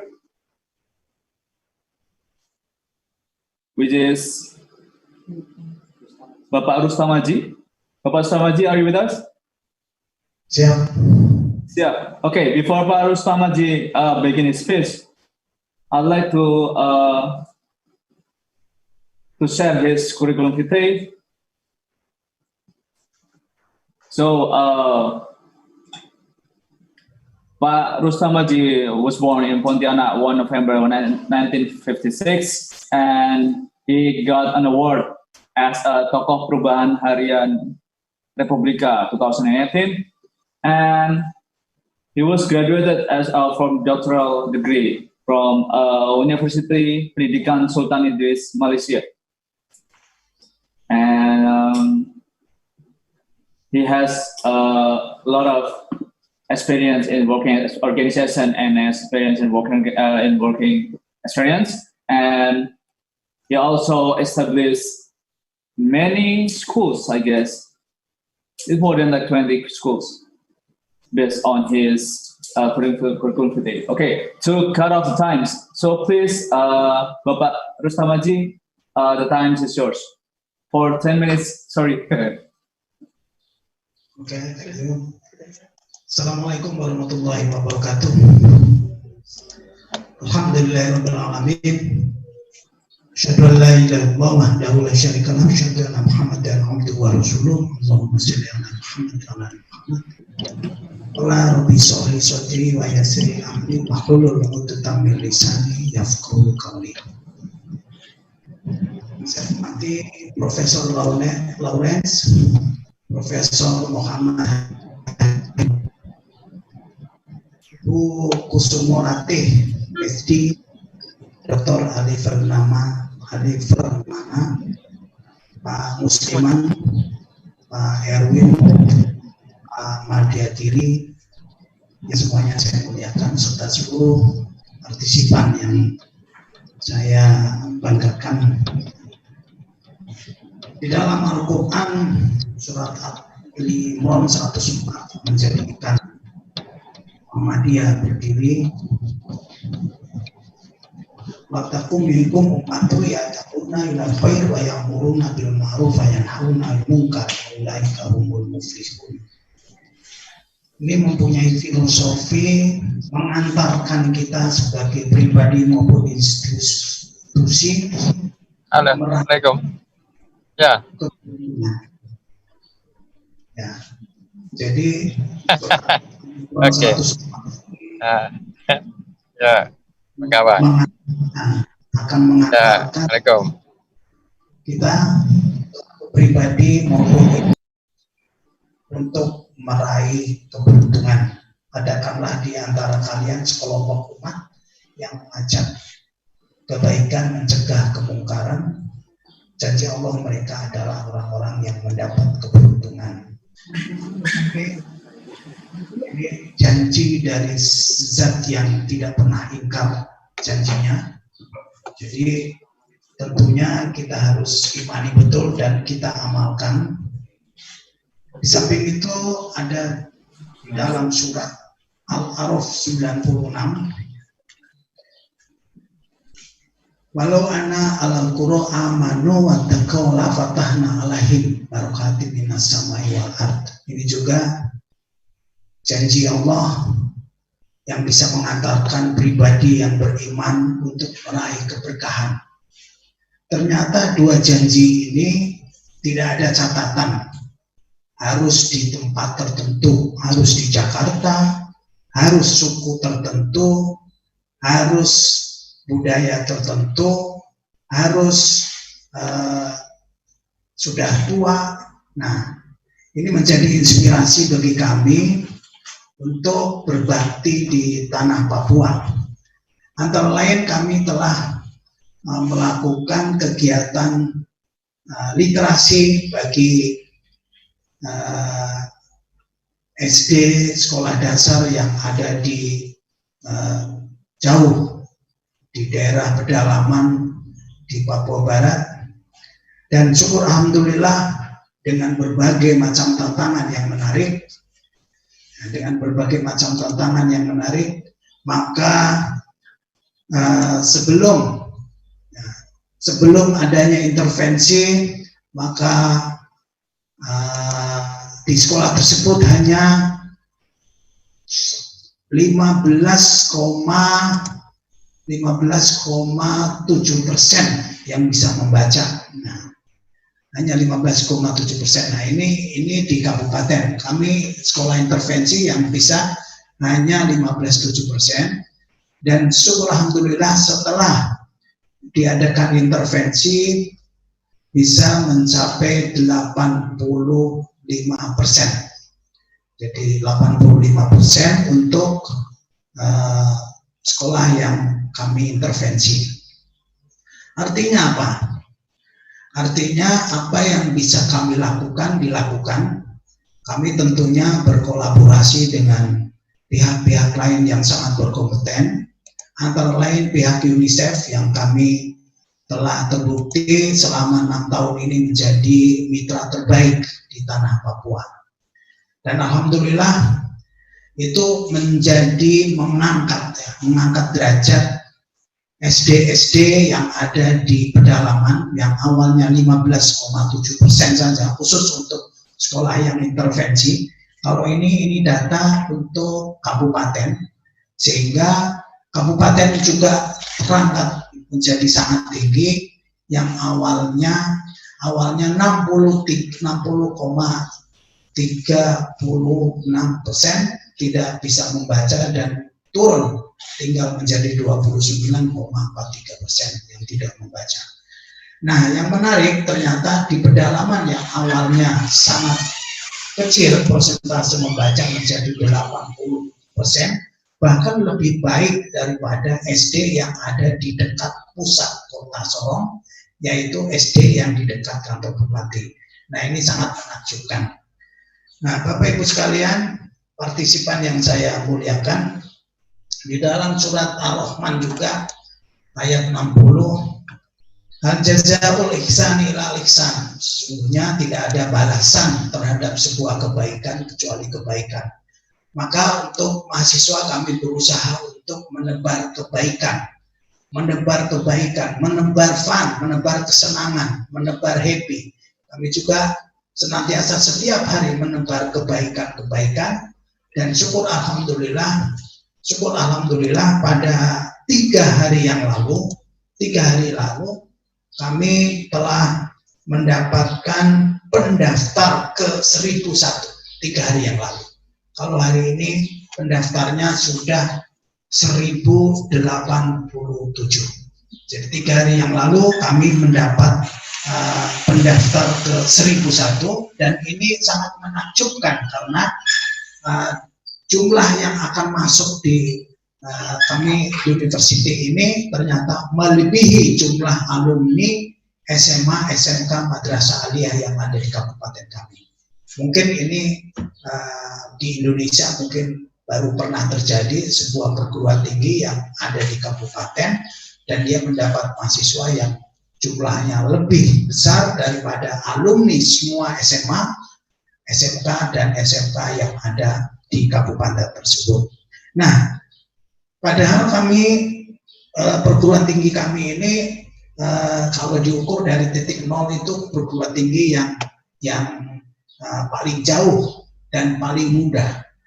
Namun dengan semangat juang yang kami senantiasa bekerja ekstra dan ekstrim, nah kami juga sangat mengupayakan yang webinar hari ini dengan tema fun, senang. Nah ini cocok dengan kampus kami senantiasa bersenang-senang.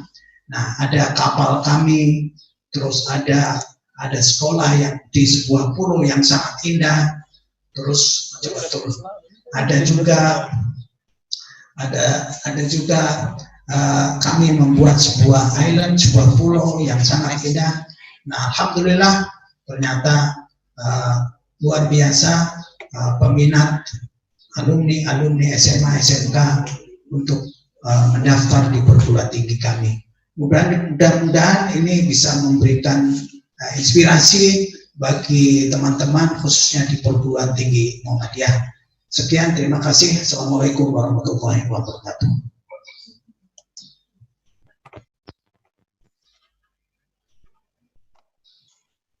For the presentations, and we believe that hopefully the condition is going to be well.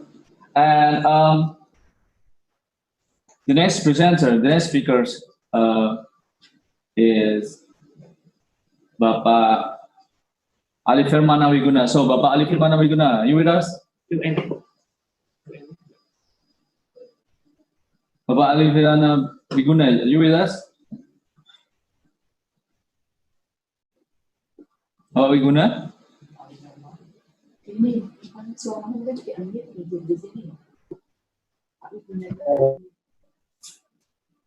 Pak Wiguna? Yeah. Okay, thank you. So, before you start to speak, let me share your curriculum vitae. Yes.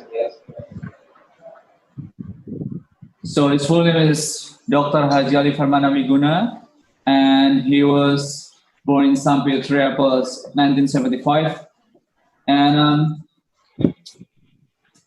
he was graduated for a doctoral degree in Universitas Muhammadiyah, Jawa, with Department of Psychology, Pendidikan Islam or Islamic Psychology Educations, and his working experience was head of LPPM in STKW Muhammadiyah Sampit, and vice of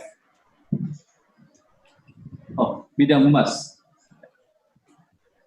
Population, right. Right. And in the last 5 years, research experience, he has a lot of experience here, like about 12, right? 12, yeah. 12 more experience, and they have published a lot of paper in here. The last time is upaya pengembangan sikap spiritual and sosial studi berbasis psikologi wajib in sekolah. So to cut off the time, Pak Wiguna, so the time is yours for 10 minutes. Thank you, Mr. Ahmad. Assalamualaikum warahmatullahi wabarakatuh. The Honorable Rob Harum, Rob Lawrence, Rob Hairi, and all keynote speaker, and all participants. Bismillahirrahmanirrahim. Alhamdulillah. Salatu wassalamu ala Rasulillah wa ala alihi wa sahbihi wa mawala. Maybe can show my slide. Or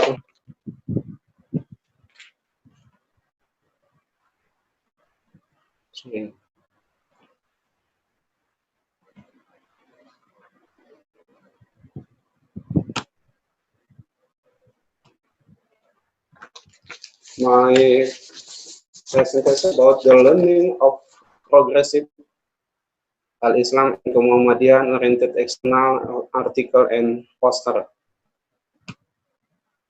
Next slide. Oh, sorry. Oh, yes.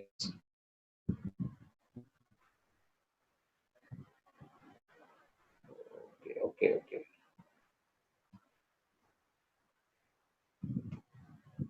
Okay, thank you. My presentation about the learning of Prophet Islam and Muhammadiyah oriented external article and poster. Next.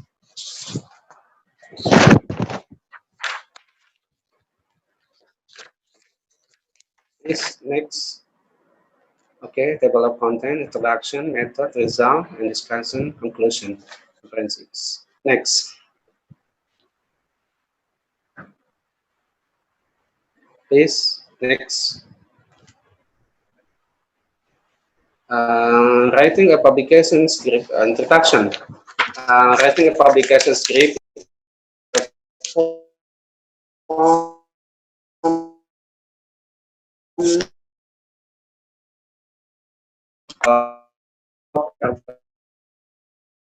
is to disseminate and the community and also fight duplicitalism. Writing article and creating scientific poster is a problem, and scientific to students from the beginning is the strategic and offensive step to provide a very valuable experience for students. Next.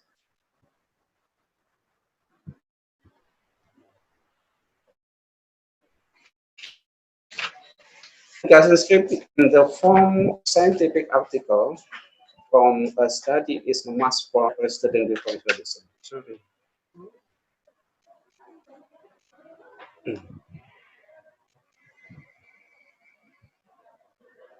Next, the study of and the communication of spiritual, moral, and intellectual force and mobility for all the educational activities, especially for students. Next.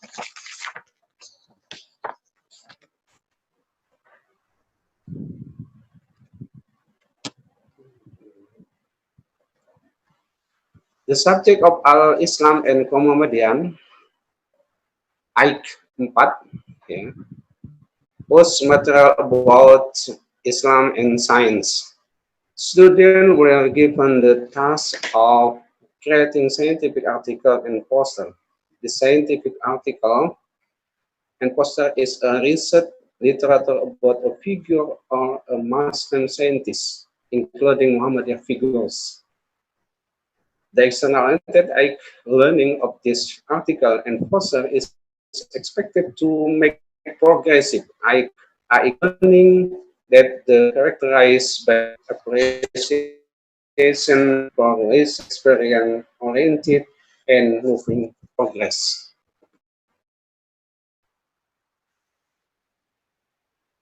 Please.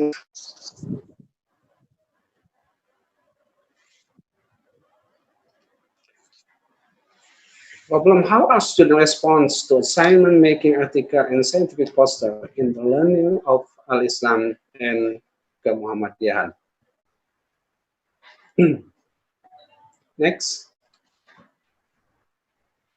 Method. This research use quantitative method, while data collection method use questionnaires. The population and sample of this study were Siti Muhammadiyah, Universitas Muhammadiyah Sampit, student of the Guidance and Counseling Department, Economic Education, and Mathematics Education that took the course of AIK, Al-Islam and Muhammadiyah 4, in the semester of the academic year 2019-2020.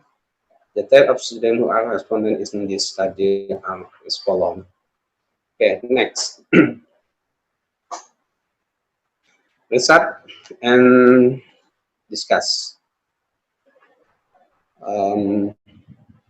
Impression the first time you get the task of creating a scientific article with a specific template.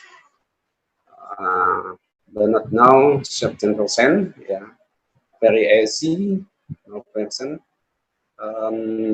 Easy, 5%, very difficult, 16% and difficult, 66%. Next.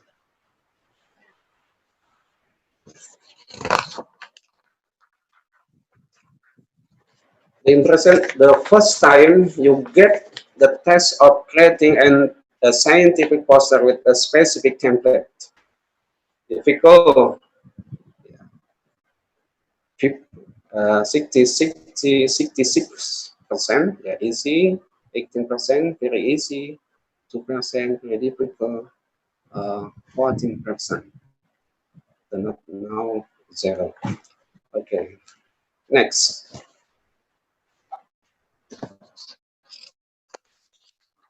Difficulty in finding the article reference source. Reference source, very difficult, 40%.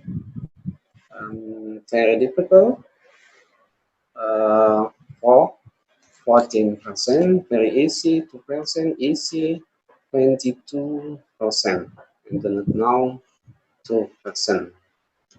Because the finding the article references difficult to student. Next.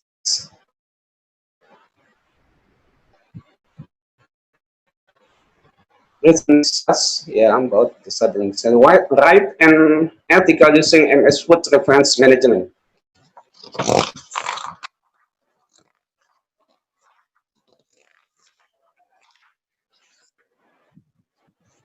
Easy, 44%.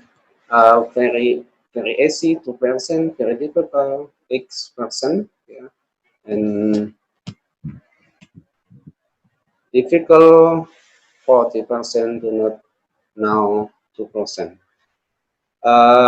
Writing an article using this MS Word, this is easy for my student. I can to follow atau to mengembangkan mereka kembali atau dengan manajemen references, maybe it's Mendeley, Terrell, and it's so. Of artists and related creating scientific article, less than 5 articles, 12 students, 5 to 9 articles, 24 students, 10 to 14 articles, 18 students, 15 to 19 articles, 6 students, and 20 articles, even more, 3 students. Next. Contribution from Muslim scientists. Contribution from Muslim scientists, education, 24 respondents, religion, 12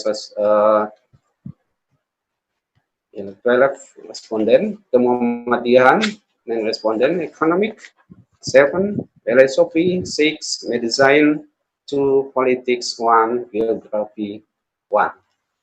Next. Fun making scientific article. The student is very fun, quite fun, very fun 3, quite fun 48. The student quite fun to making or to write scientific article in my campus. And now 2, unpleasant, 9 participant or 9 respondent, 3 unpleasant, 0. Next. Fun making scientific poster. So making scientific poster, very fun. 21, quite fun. 34, and now 7. From my student, making scientific poster is very fun, yeah, very interesting, quite fun. Yeah, the fun 21 and 30, 34, fun. Okay, next conclusion. This is this research so that with the awarding of assignment, creating article and scientific poster give an initial introduction, experience, and direct practice of creating article and poster. So giving this task also provide a memorable, valuable, and happy experience in writing article and poster. It is a big capital for students to make article and poster even better. Thank you very much. Assalamualaikum warahmatullahi wabarakatuh. Waalaikumsalam.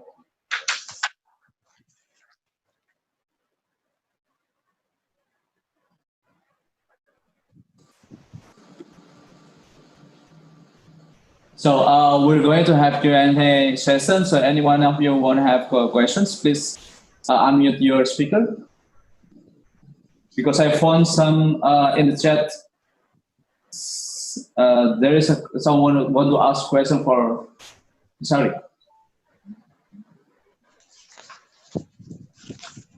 Any of you want to ask question, please? You can unmute your.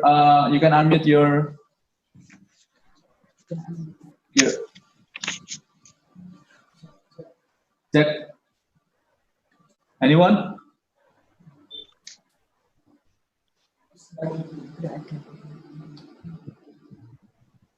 Ms. Andita Rosdiana, do you have questions?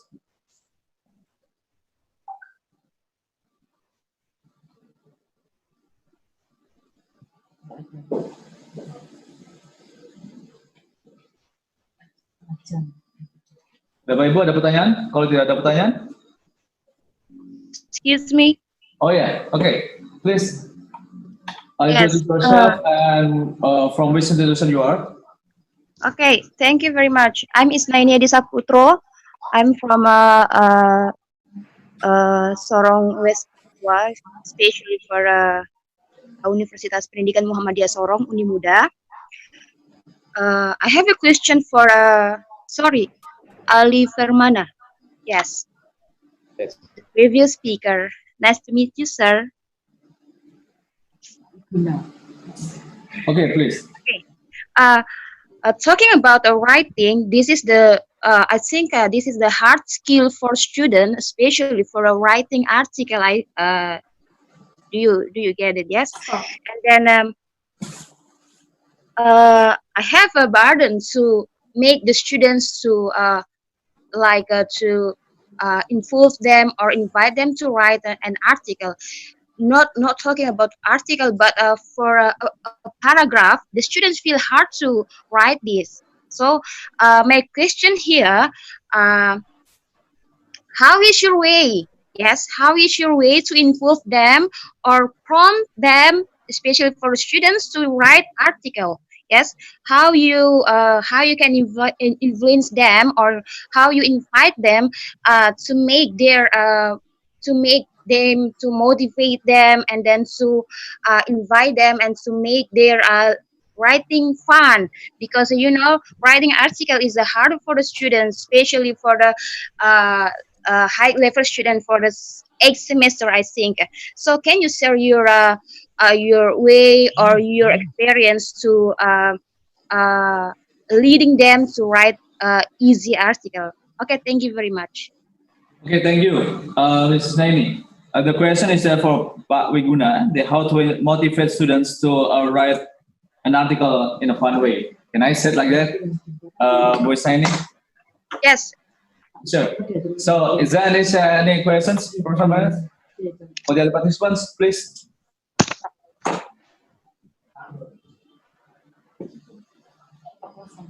Any more questions? Ada pertanyaan lain, Bapak Ibu? Halo, Assalamualaikum. Waalaikumsalam. Pak Erwin Prasetyo, please. Okay, excuse me, I'm not the one sorry, Pak Erwin, because your speaker doesn't turn up.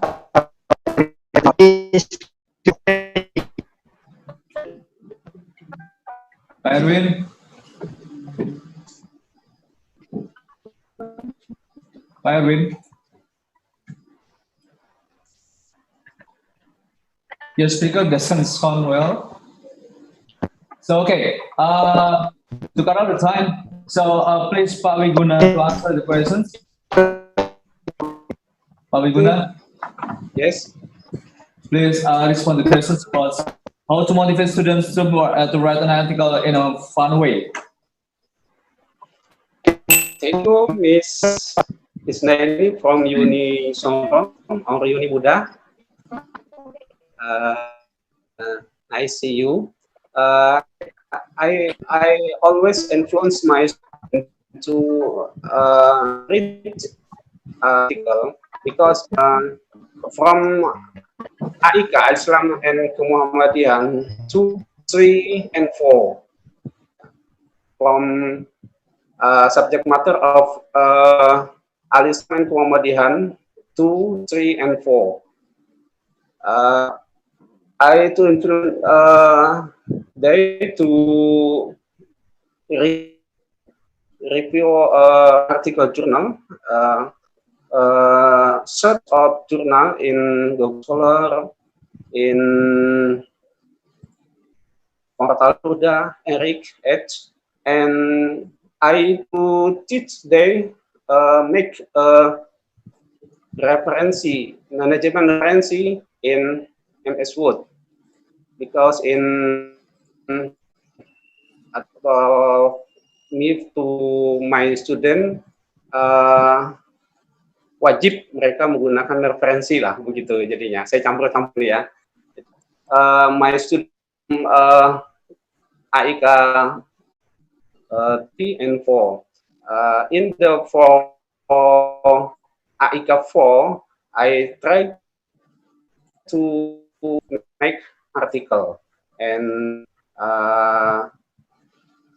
fun-fun saja, jadi kita tidak desak yang kuat gitu ya, jadi santai-santai saja dan alhamdulillah mereka bisa mengerjakan poster and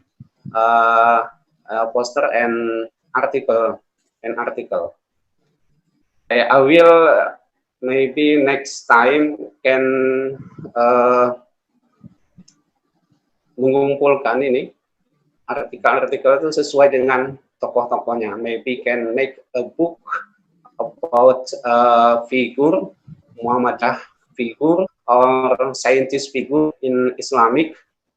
Maybe scientist in Islamic classic or modern. Thank you. Okay, Thank you very much. How are we gonna? Okay, so is there any question more? If no, okay, thank you very much for Professor Harry for the comprehensive presentations and for the SDGs, and hopefully the Indonesia, Malaysia, Australia can go hand in hand to to realize the SDGs. So, thanks. Thank you very much for Pak Rustamji. Yes, Pak Eric? Good chairman, good management. Okay, See you. Thank you, Pak Wiguna. Okay, so I hope you all still with us until the next three speakers. So we're stepping to the last sessions. The session will be presented. We will have three invited speakers, which are Bapak Musiman. We have Bapak Musiman and we have Bapak Erwin, and we have Pak Madiagiri. So for the first speakers will be Pak Musiman. Are you ready? Pak Musiman? Yes. Are you with us? Yes, Pak. Okay, Pak Musiman. Before you begin your presentation, so I can wait a minute.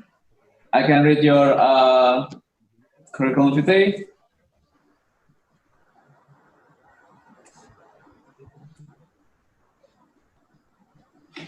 So his name is Dr. Musman MPD. He was born in Lampung Selatan 20 July 1967. His work at his organization was as a head of DPC HILSI Kabupaten Lampung Tengah periode 2018 to 2022 and the head of DPD HIPI Provinsi Lampung periode 2020 and 2024. So Scholar Time, please begin your speech. Pak Musiman? Yes. Okay. Okay, please. Time is yours. Yeah, thank you, Pak For 10 Novel. minutes. Assalamualaikum warahmatullahi wabarakatuh. Waalaikumsalam warahmatullahi wabarakatuh. Well, good afternoon, ladies and gentlemen. The distinguished speakers, Professor Lawrence Tamatea from Charles Darwin University, Australia, Associate Professor Dr. Mohairi Ibrahim from University Pendidikan Sultan Idris, Malaysia, the honorable speakers, Ibu Kusumoratih, PhD from University of Muhammadiyah, Surakarta, Bapak Rustamaji, PhD from Unimuda Sorong, Bapak Dr. Ali Fermana Wiguna from STKIP Muhammadiyah Sampit, Bapak Erwin Prasetyo, MPD from IKIP Muhammadiyah Maumere, and then Bapak Madhyagiri Aditama, MPD from STKIP Muhammadiyah Batang. The Honorable, the Chairman of the Association of Education and Teacher Training of Muhammadiyah Higher Education, ALPTK PTM, Bapak Profesor Dr. Harun Joko Prayitno, all the committee of the International Conference, the Honorable, all the participants. First, let me express my sincere thanks to the association, especially Bapak Profesor Dr. Harun Joko Prayitno, for this opportunity. It's really a privilege for me to speak in this very prestigious conference. To be honest, this is my first experience to be a speaker of an international conference. What encouraged me to speak is, I think there will be no second, third, and so on until professional without the first.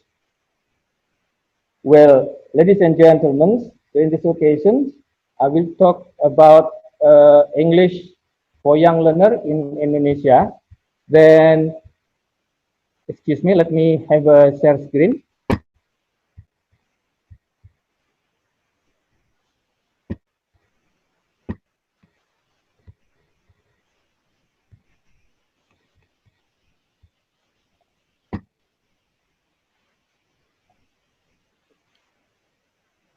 All right. So again, in this very nice occasion, I will talk about English for young learner in Indonesia, especially about the implementation and then the problems faced and then the challenges that we have. For the background, why I choose or want to talk about this topic, that one of the noticeable changes in the 21st century is the increase of the interaction among nations all over the world. The world become a global village, so that English is being used for following technological and scientific improvement and also for better job opportunity. Therefore, it leads governments and educational policy developers to lower starting age with the aim of building strong English proficiency level for an English-speaking workforce. Well, what about in Indonesia? In Indonesia, English is recognized as the most significant foreign language since 1980, and this was witnessed a tremendous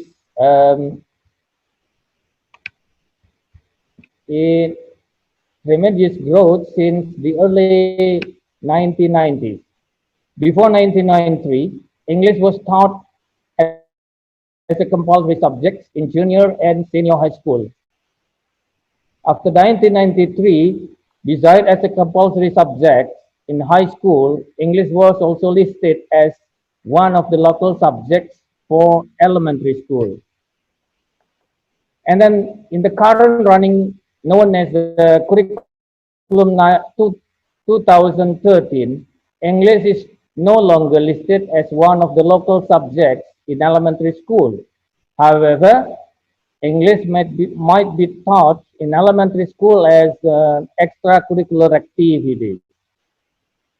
Since the significance of learning English from young age is crucially important, this new policy generates the debate among teachers, educators, practitioners, and stakeholders. Then, from that background, and I would like to analyze three things here. How is the implementation of teaching English as a foreign language in elementary schools so far? And then what are the problems in teaching English in elementary school? And then the last one is, what are the challenges of teaching English in elementary school? First, let's see the implementation of English for young learners in Indonesia. Many previous research or surveys report that English is taught in most elementary school in Indonesia. So I think there are only very few elementary schools that do not teach English. Those are some researchers who already did the research. And then about the result, most of previous research report that the result of English teaching in elementary school in Indonesia has still not been satisfactory yet. Of course, it's due to many factors, I think. That one of them, I think, and as the most important factors is the teachers, especially teachers' competence. It is also reported in some research that most English teachers in elementary school in Indonesia still have problems with their English. Why I talk about this while the big topic in this seminar is about fun education.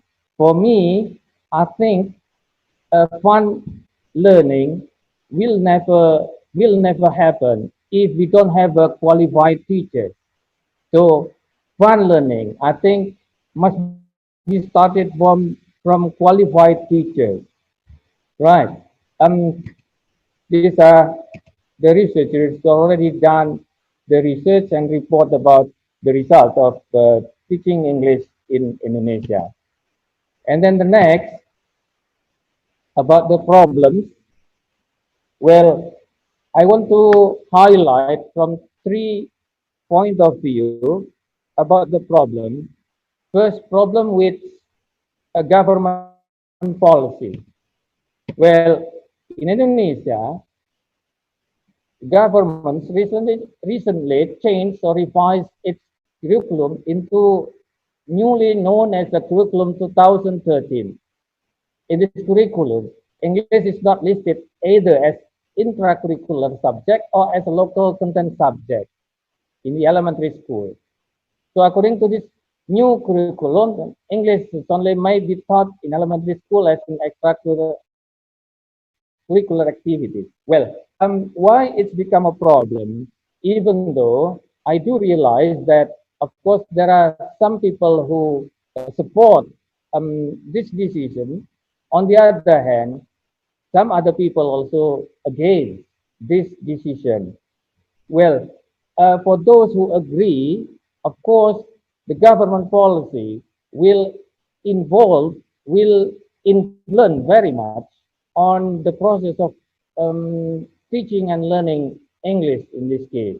Say, for example, if the government just let English to be taught as extracurricular activities, well, of course, I don't think that government will be much, will much involved in this activity. So the government let the schools to design by themselves and so on. So I think this is also a problem for the improvement of teaching English to young learners in Indonesia. The second problem is about teachers' qualification.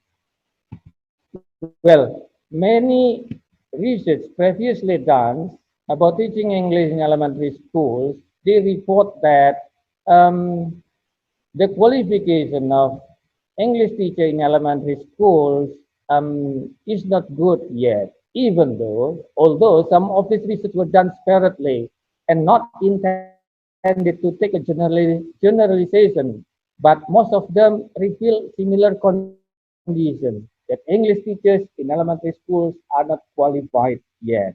Well, I also have my personal experience, but I think it could be also worth information. Well, many times I interview the recruitment of English teacher for elementary schools or for English course. Then, when I ask the interviewees, if you may choose the level of the student to teach, which one do you prefer? Whether you prefer teaching in a elementary school, junior high school, senior high school. Then most of them answered that they choose to teach in a junior high school. Then when I ask further, why you choose or you prefer to teach in junior high school, then their answer is simple. Because if I teach in elementary schools, I think I will get a lot of difficulties. It's difficult to control the student. You know that the students of elementary schools are still very naughty and so on and so on.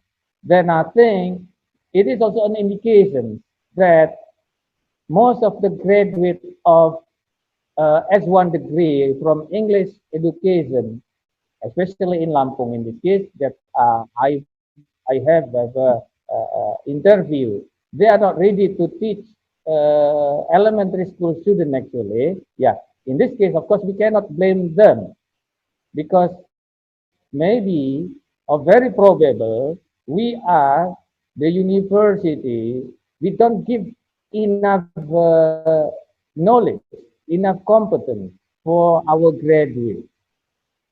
Another experience when I handled an English course and then I asked all the teachers to speak English 100% in the class, then most of them, they said that, how could I have to speak English 100% while the students do not know English? Well, it means that, yeah, again, they are not ready.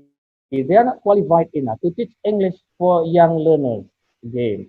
And when I try to observe the class, well, actually, what happened that they are not ready to use 100% English in the class because most of them, they still have problem with their English. So if they still have problem with their English, then we can understand how can they handle the class well. Therefore, again, sorry, ladies and gentlemen, I think this is very important. Again, because to have fun learning, I think it must be started from a qualified teacher. Okay, and then the next problem is about the curriculum. Well, as it is stated that curriculum, the government policy, they do not include English as the one subject, as the one compulsory subject for elementary schools, then seems that they are not, the government are not much involved in the teaching of English for elementary schools. And this is a report also, especially in Lampung, there is no complete English curriculum for elementary school. The only available document is, sorry, I will start here, a brief description about English as a local content in the previous curriculum 1994. So again, I think, well, if you see the teachers are not qualified enough, and then there is no clear guideline for the curriculum of English for elementary school, then I think we can imagine it's about the result. Right. That's about the problem, the condition of teaching English for young learners in Indonesia. Then based from that, I think actually it is a challenge for us. Before talking about the challenge, opportunities, then I'd like to highlight some recommendations from the previous research. Many research suggest that it would be better if the EFL, or English as a foreign language literacy, officially becomes a compulsory subject in elementary schools nationally.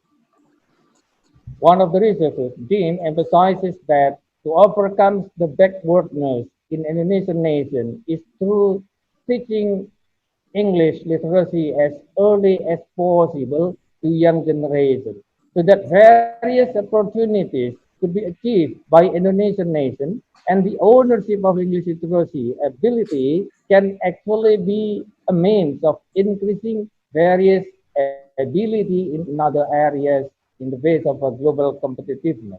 Well, I think this is also not something like exaggerative, because if we see in many other countries, English is listed as one of the compulsory subjects in the elementary school. Then if nowadays, then Indonesia do not teach English to elementary schools, well, I personally, well, I'm afraid it will be something like, I do agree as what Dean suggests here, something like a backwardness of Indonesian nation.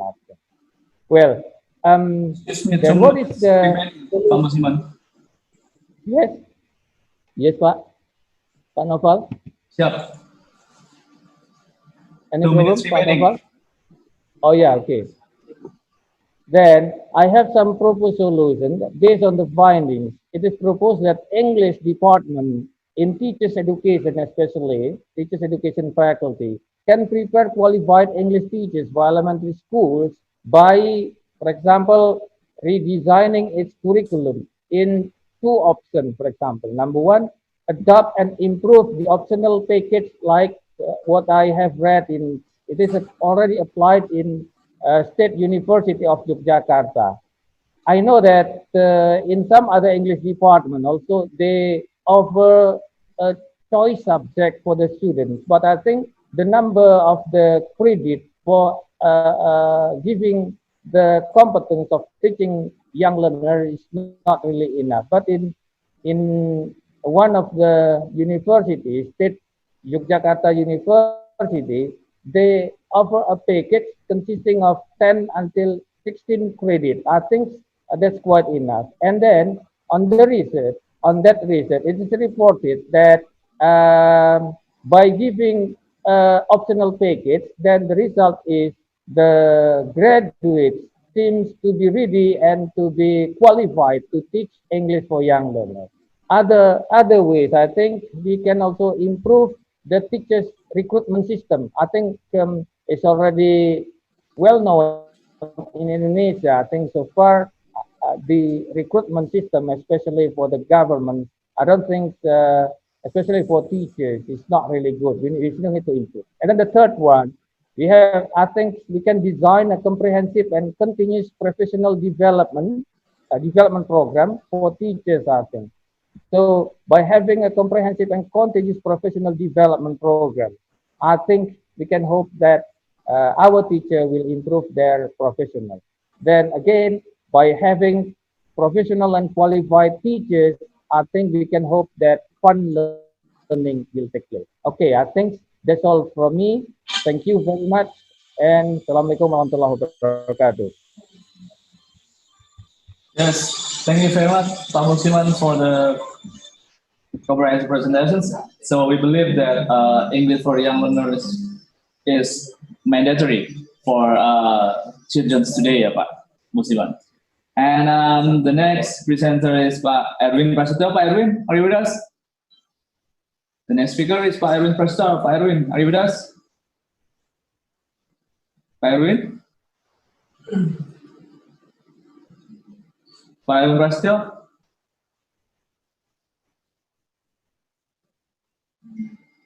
Pak Erwin Prasetyo, are you with us?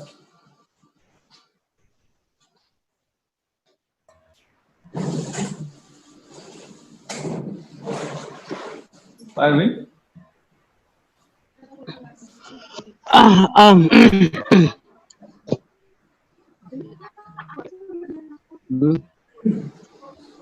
So, Pak Erwin, are you with us? Your camera is off, I guess.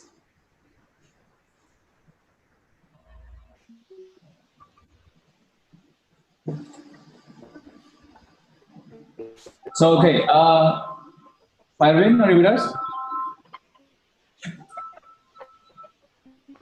Pak Erwin? Okay. While waiting for Pak Erwin, so maybe we go to the next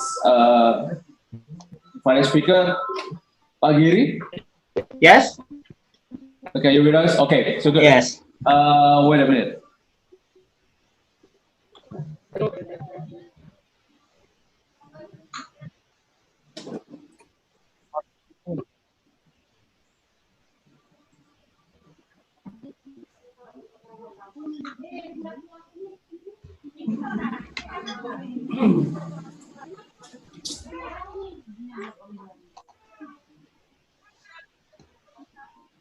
So okay, before Pak Giri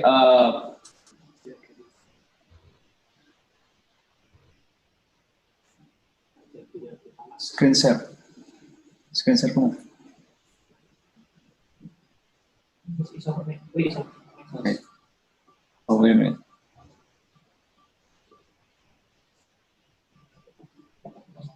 Screen share be on.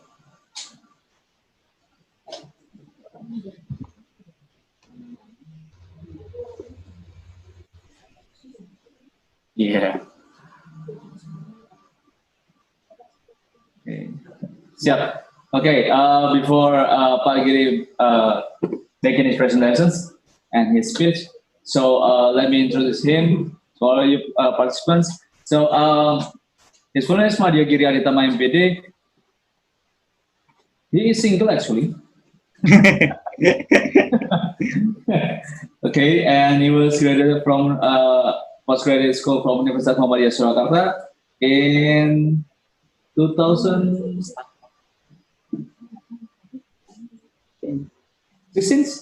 Yes. Oh yeah, so this is here.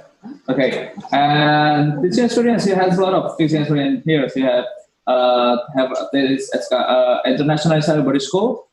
Yeah, he was Mansur, and he was working as in Lembaga Pengembangan Ilmu Dasar dan Bahasa, and his achievement, oh my God, it's good. So the first winner English debate competitions in Batang region, yeah, in 2009, and it's all about English. And the reason one is the speaker of Konsensi Pembelajaran Jarak Jauh, Pekalongan, and speaker of English training program, English to Conquer the World by Executive Student Organization of Medical Faculty. So maybe Mas Giri can inspire the students or the participants, and if the participants are the students, about on how the prominent on how important English is to be mastered by the people today. So please, Pak Giri, the time is yours. Ya, Assalamualaikum warahmatullahi wabarakatuh. Okay, good afternoon, ladies and gentlemen. And first of all, I want to say thank you for the chance giving to me, Prof. Harun and Prof. Lawrence, Prof. Hairi, and other honorable speaker here. Okay, I'll make it quick. Yes. Okay. Okay, I'll try to share screen first.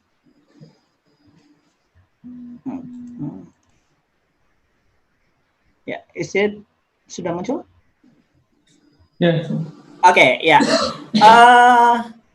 Title, yeah, the topic here, the 21st century fun and progressive learning engineering. I underline here fun, yeah, fun and progressive learning engineering. So I'll try to make my PPT, yeah, colorful to make it fun. Okay, my topic here is about, yeah, this is actually, I want to share one of my teaching method that I use to teach is speaking, especially speaking English, and UMS. And this is also use digital device or gadget. Yes, this is really bound with our nowadays condition in COVID-19 pandemic, where we have to use gadget as a medical as a digital learning, or we have to use e-learning here. So my title is personal documentation video to improve students speaking skill. Okay, and the background or introduction here. Speaking is skill used by someone in daily life. Communication by much repetition is primary, neuromuscular, and not intellectual process. Yeah, and then I also combine, like the previous speaker said, that nowadays students should able to master digital technology. So this is also my concern here, where individual need to master order to digital literate, information, media, and technology, learning and innovation skill, life and career skill. So here I try to combine teaching speaking, or try to practice speaking in English with digital technology. Okay, because this is the phenomena which happen maybe not only in Indonesia but also around the world. But this is my picture example here, what happened in Indonesia, where students or children use media in non-education context. Yeah, from elementary school or maybe until teenager, they use such kind vlog, YouTube video, TikTok, and etc. Yeah, in what we call unmannered, non-education context like this. Yeah, even they use uniform, they don't what we call have the image as a student. Why? Because they don't present themselves as a student like this. This is really okay. So my big concept is, why don't students use media and technology where they have in their hand like gadget, for education? Okay, and this is with this kind of method or personal documentation video. This is also require a teacher's rule to guide students, where here I try to take hammer in practice English language teaching, where there are 3 different rules that the teacher need to play to get students speak fluently. Prompter, participant, feedback provider. Here, teacher or lecturer can guide students in making this project by giving suggestion, giving consultation, giving idea to make students fun, to make students enjoy to make this project by practicing English, of course. Okay, the aim of this method is to improve students' confidence and ability to do public speaking by developing students' vocabulary mastery. As we know that in speaking English, vocabulary is really crucial. But for Indonesian students, especially maybe from junior high school, senior high school, even from university students, in the early semester, they don't have any confidence because of they don't have enough vocabulary. Okay, Godwin and Hall agreed that video uncovered a wide range of interactional modalities. People use talk, gesture, gaze, body position, facial expression, movement, and material objects to exchange ideas on information. So I think that this project where we use video, we can make students happy, fun, and enjoy to express themselves. freely like that. Okay, actually, in my method, in this method, video project, there are 3 steps, or there are 3 kinds of project. The first, individual project or personal documentation video that we will talk today. And the second one is pair project, pair video project. And then the last one is group project. This is mini movie. Okay. In this research, I want to describe about this. The first project, it is individual project or personal documentation video project. And the technique of this project is students need to prepare a topic and then develop the speech about the topic. And then the requirement of the duration of the video should be 7 until 10 minutes. Yeah, why it should be 7 or 10 minutes? It is, I asked them to do this this duration because I want to make them try to develop any more vocabulary as they have. Yeah, it is so different with TikTok or short video that we already had in our a lot of social media by teenager like this. Okay, and this study actually descriptive qualitative, and I focus on the 2 aspects. And the first one is how far this learning method is helpful to improve students' confidence in speaking English. And the second one is student respond to the personal documentation video as learning method to improve their speaking skills. So, yeah, the data were in the videos project product by the students, and the interview result by the students who doing this video. I conduct totally, there are 83 videos and interview record taken from international class students who follow English for International class on the 2nd semester in Universitas Muhammadiyah Surakarta actually. Okay, from the 83 videos, it is content 21 from civil engineering department, 30 from management, 11 from mechanical engineering, and 21 from Islamic education. So all of them not English education or English departments. So we can, what we call, they have no, maybe not good enough in English compared to English department like that. Okay, to analyze the data, I use the observation method. In total, 83 data observe find all the basic problem in speaking and also to examine students' speaking ability in creating personal documentation video. And the second one, I do the interview to the student, followed structured format with the titled one-on-one interview. So I asked each student about their response about the product or the video they made. Yeah, from the result of the video observation by the students, like I said before, because the requirement of the duration is 7 until 10 minutes, yeah, from the 83 students, yeah, and there are 21 students which make video less than 7 minutes, yeah, and 52 students, it is follow the requirement 7 until 10 minutes, and only 10 students more than 10 minutes. Yeah, some of them makes 40 minutes or 15 minutes duration videos. So in this, based on this durations, we can see the students' vocabulary mastery by judging the duration, because more the duration, more vocabulary, and more idea they describe, they present in their video. Okay. Yeah, and this is. Again, this is and these are the questions, the interview questions which I asked to the students. Yeah, the first one is I asked about how long do you study English. So I want to know about their history, their what we call how many years they learn English, because in Indonesia, as we know that.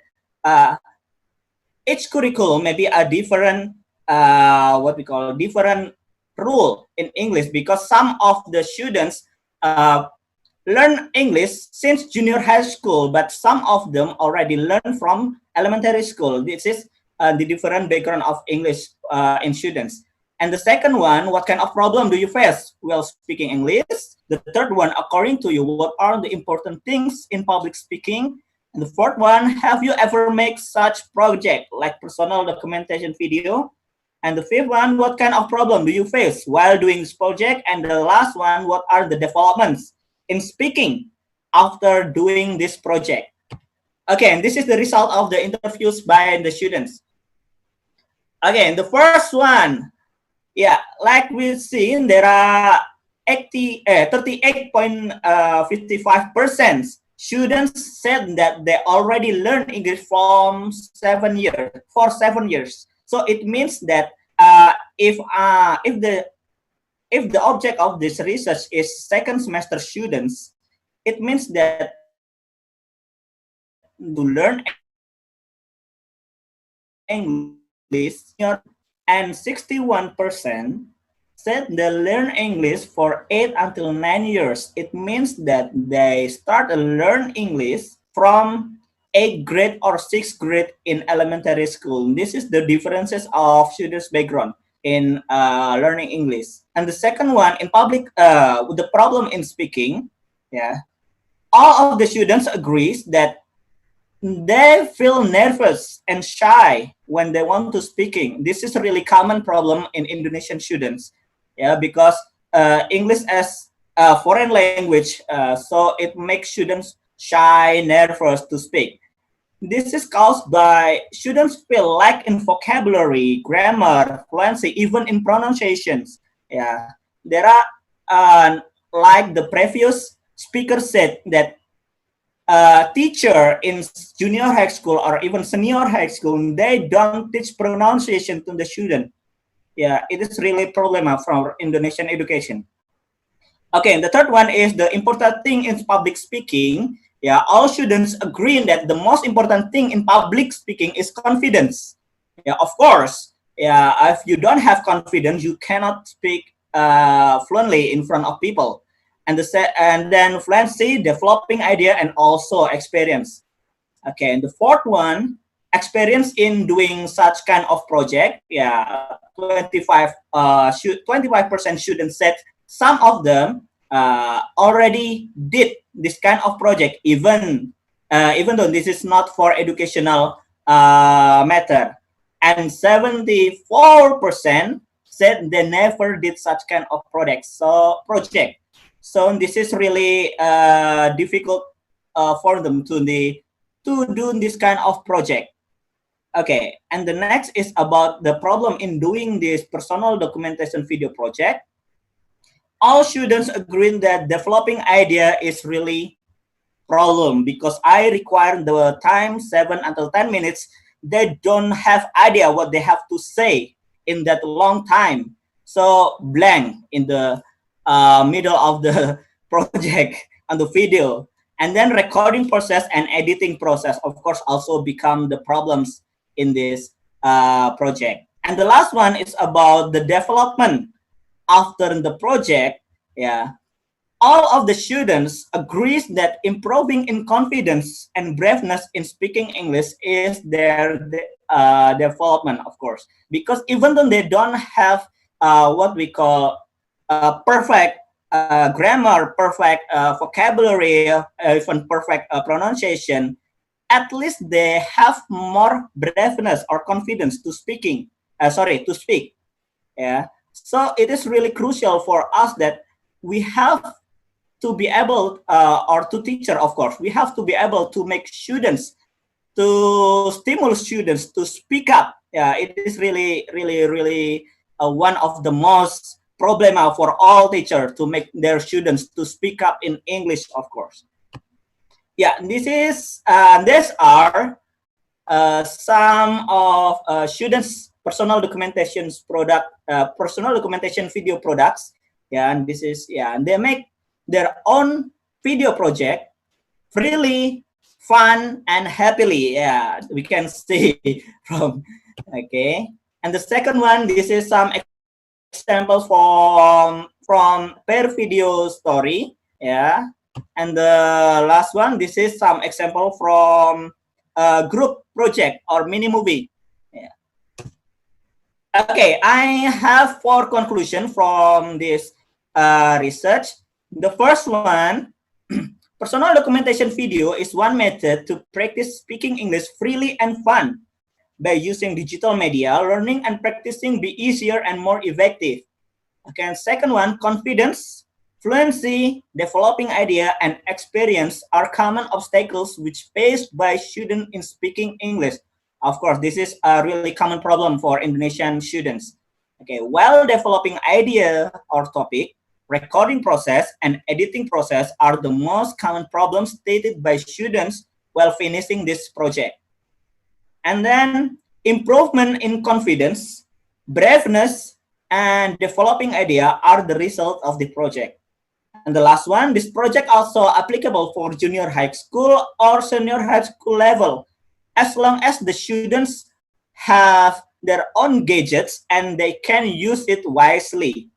Of course, teachers and or lecturers' guidance are needed to make students enthusiastic finishing this project. Yeah, my last word is never-ending practice. The sky is not the limit. So especially for speaking English, practice, practice, practice to make it easy. Okay, maybe that's all from me. Yeah. Okay, thank you. Back to Mr. Naufal, maybe. Okay, thank you, Pak Giri. And yeah, we believe that for today's generation, they like snaky words, right? Snaky video for them to easily be digested by their knowledge, by their brains, with their knowledge. So like I get your point of your presentations. I believe that we cannot make like a long description of a long video to make the student understand. So that's why Insta story today only for 15 seconds, right? That's why, because to the generation like snacky informations. Snacks means compact and easy to be digested. That's what I got from the previous speakers. And the next speaker, Bapak Erwin Prasetyo. Are you with us, Pak Erwin?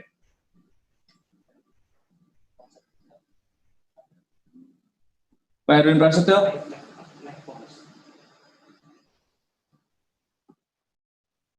Pak Erwin Prasetyo? So, okay. Ya sudah. Halo. Alhamdulillah. Okay, Siap, siap. Pak Erwin. Siap. Yeah. Pak Erwin Prasetyo. Okay. Maybe you can. Pak Erwin Prasetyo, you can continue to your presentations. The time is yours.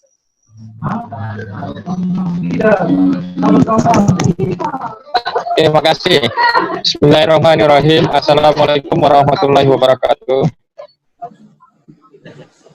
Halo. Okay, Byron, can you move to the quiet place?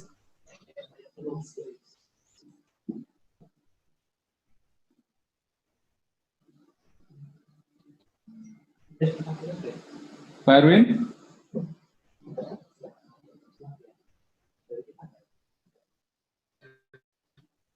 Can you move to a better place for a better signal and not noisy? Halo. Yes, Pak Erwin. Yes. So would you please to move? Okay. So please, you can continue your speech.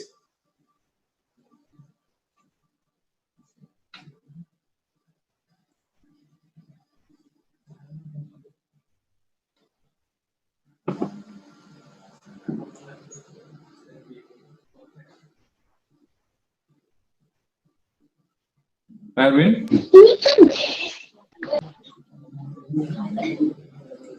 Halo, halo. Halo, Pak Erwin. Aduh, stop.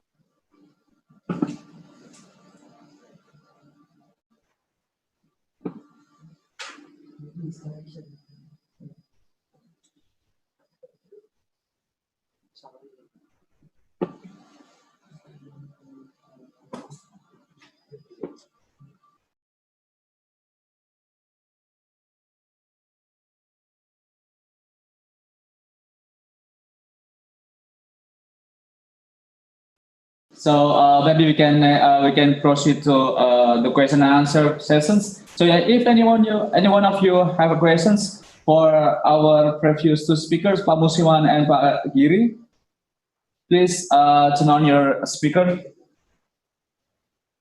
If you have any question for those two speakers, please open up your speakers.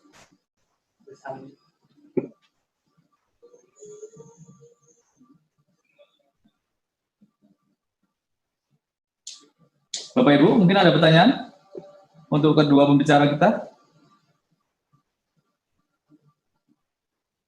Bapak Ibu, terkait yang pertama, yang itu terkait dengan English for Young Learner oleh Pak Musiman, dan bahasa Inggris tadi yang untuk muda dan fun ya oleh Pak Giri.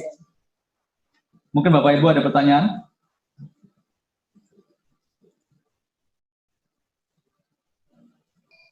Jadi Bapak Ibu bisa turn on speakernya jika ada pertanyaan. Bu Syamsiah? Ibu Syamsiah?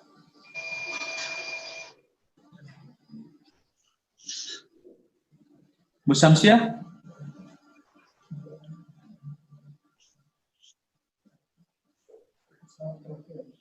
So, is there any questions, ladies and gentlemen? For all the participants, if you have any question, you can drop your question to the comment chatting box, chatting windows, or you can directly just open up your speakers to be unmute.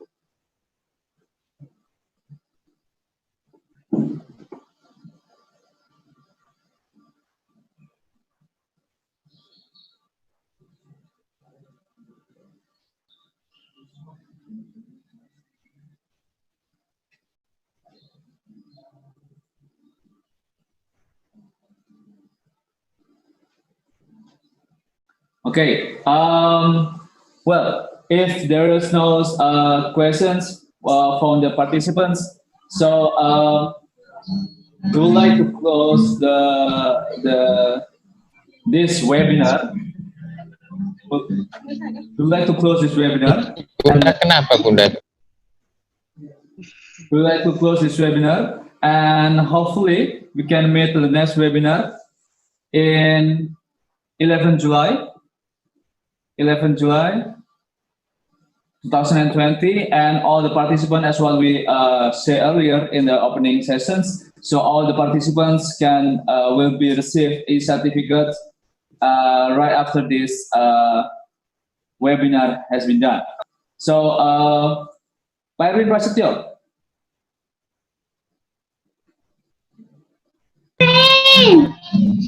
Siap, maaf sinyal gangguan. Oke. Halo. So, share screen-nya ada, Mas? Share screen-nya sudah di-on kan, Pak? Sudah. Sudah. Oke, siap. Oke, baik. Bismillahirrahmanirrahim. Oke. Bismillahirrahmanirrahim. Assalamualaikum warahmatullahi wabarakatuh. Waalaikumsalam. Ngapunten, ini dari rumah. Tadi memang di jalan juga ada kebetulan kegiatan barengan, ada adik nikah. Baik, saya mengangkat tema bagaimana kita memahami fisika itu dengan mudah dan menyenangkan.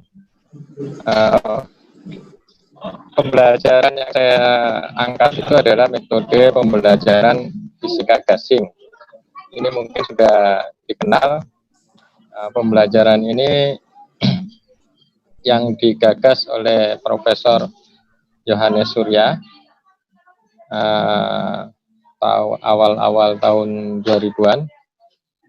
Metode gasing ini sebenarnya metode pembelajaran langsung, bukan metode-metode yang dengan model-model yang terbaru ya, masih dengan metode pembelajaran langsung, cuma yang ditekankan adalah pemahaman konsep, ya.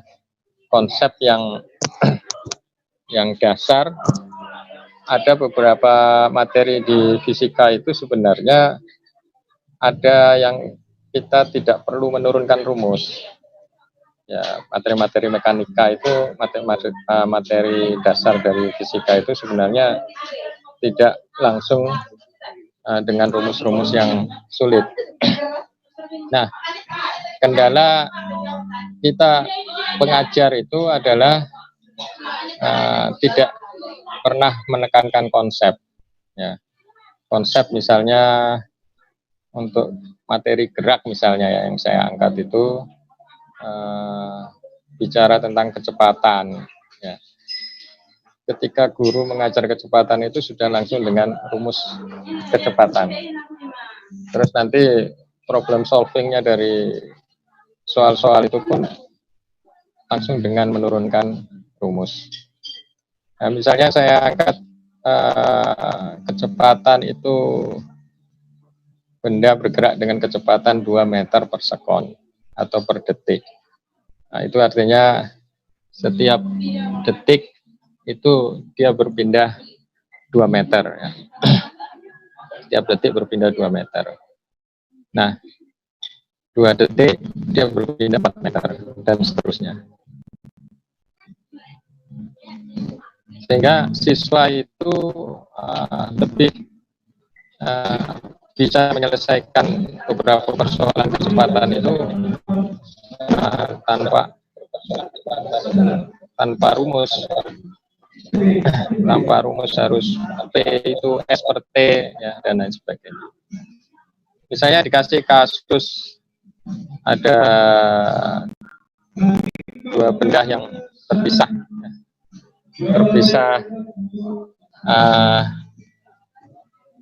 dengan jarak tertentu, ya. Terus benda itu saling mendekati, kapan dia bisa bertemu dan posisinya di mana. Begitu juga mungkin kasus seorang pencuri ya, yang dikejar oleh polisi, awalnya terpisah sejauh beberapa meter, terus polisi itu mengejar pencuri dengan kecepatan tertentu. Nah, kapan dan di mana dia bisa menangkap pencuri itu. Nah, ini biasanya itu langsung dengan rumus.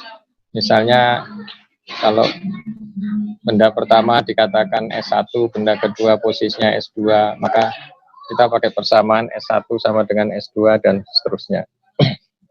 Nah, ternyata anak-anak SMP ketika dikasih kasus seperti ini, misalnya soal-soal SMA itu ternyata bisa dengan mudah menjawab persoalan ini. Ya. Karena konsepnya adalah ketika misalnya benda berhadapan terpisah 10 meter, benda satunya punya kecepatan 2 meter per sekon, yang satunya lagi kecepatannya misalnya 1 meter per sekon. Nah, berarti setiap 1 sekon itu sebenarnya benda yang satu sudah maju 2 meter. Benda yang berikutnya maju 1 meter. Sehingga setiap sekon itu dia maju 3 meter. Dan seterusnya, 2 sekon 6 meter dan seterusnya. Sehingga nanti bisa ditemukan kalau misalnya jaraknya tadi misalnya kalau tadi 10 meter ya, mungkin kita ambil angka yang mudah misalnya 30 meter. Berarti kalau 1 detik maju 3 meter, berarti dia butuh waktu 10 detik untuk bisa berpapasan pada jarak yang 30 meter. Nah, begitu juga mengenai percepatan ya, akselerasi. Akselerasi itu kadang kalau bicara akselerasi sudah gerak lurus berubah beraturan. Itu beberapa survei itu guru sudah langsung dengan 3 persamaan gerak lurus beraturan. Yang pertama misalnya PT itu sama dengan V0 plus AT, ST sama dengan V0T plus setengah AT kuadrat. Terus ada juga PT kuadrat sama dengan V0 kuadrat plus 2AS dan seterusnya. Nah, ini kalau bicara GLBB terus siswa sudah dengan 3 rumus itu, nah itu kan menjadi momok buat materi fisika, sehingga pembelajaran fisika itu selalu menjadi yang menyeramkan, tidak mengenakan dan lain sebagainya. Padahal kalau bicara akselerasi misalnya, sebuah benda itu dipercepat dengan percepatan 2 meter per sekon kuadrat. Nah, 2 meter per sekon kuadrat itu kan sebenarnya kalau secara matematis itu bisa disederhanakan sebagai 2 meter per sekon lagi. Jadi 2 meter per sekon. Nah, itu punya arti bahwa 2 meter per sekon kuadrat itu memiliki arti bahwa setiap sekon itu kecepatannya bertambah 2 meter per sekon. Jadi akselerasi itu percepatan itu kan penambahan kecepatan. Nah, ketika konsep 2 meter per sekon kuadrat menjadi 2 meter per sekon atau setiap 1 sekon itu kecepatannya bertambah 2 meter per sekon, maka ketika ada soal misalnya mobil mula-mula diam terus dipercepat dengan percepatan 3 meter per sekon selama 10 sekon misalnya, berapa kecepatan setelah 10 sekon? Nah, ini tidak pakai rumus. Karena siswa sudah tahu kalau mobil dipercepat dengan 3 meter per sekon, berarti setiap sekon itu kecepatannya bertambah 3 meter per sekon. 2 sekon 6 meter per sekon dan seterusnya. Nah, ketika 10 sekon dia jadi 30 meter per sekon. Sehingga kalau kecepatan awal mobil itu 0 diam, maka yang terakhir adalah 30 meter per sekon pada detik yang ke-10. Nah, ini yang mungkin lebih cocok mungkin di Maumere ya Bapak Ibu sekalian. Karena Maumere ini kan masih wilayah yang kemarin ketika ada pandemi COVID-19 ini untuk pembelajaran daring itu masih kurang, malah banyak yang tidak melaksanakan pembelajaran daring, kewalahan karena jaringan, sinyal dan lain sebagainya. Terus juga ada kendala beberapa daerah itu malah listriknya itu belum terjangkau, sehingga saya pikir tawaran pembelajaran langsung itu tatap muka langsung dengan guru sebagai pengendali pembelajaran itu mungkin banyak ditinggalkan, mungkin bisa kembali diangkat lagi, cuma dengan pendekatan yang berbeda. Jadi pendekatannya itu bagaimana kita memahami konsep itu lebih bagus, dicerna, sehingga siswa itu dengan mudah bisa belajar fisika itu dengan menyenangkan. Mungkin itu saja. Mohon maaf kalau saya agak tergesa-gesa karena tadi juga posisinya gangguan sinyal, jadi kurang lebihnya mohon maaf. Selamat siang. Assalamualaikum warahmatullahi wabarakatuh.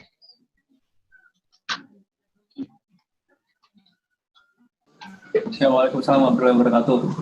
Terima kasih Pak Erwin. Kami sempat ditekan tadi nggak bisa datang ya Pak Erwin ya. Tapi alhamdulillah Pak Erwin bisa join pada konferensi internasional ini, dan semoga di sana lancar aman Pak ya? Alhamdulillah aman. Aman Pak ya, alhamdulillah. Yeah. Oke. Tadi kita udah masuk lesson hour. Mungkin ini kita langsung sekarang aja ya. Okay. Ladies and gentlemen, we are stepping to the last session, which is closing. In this closing, I would like to say thank you very much, and I really appreciate for all the speakers, for Prof. Lawrence and Prof. Hairi, Burati, Pak Madiagiri, and Pak Erwin, Pak Rustamaji,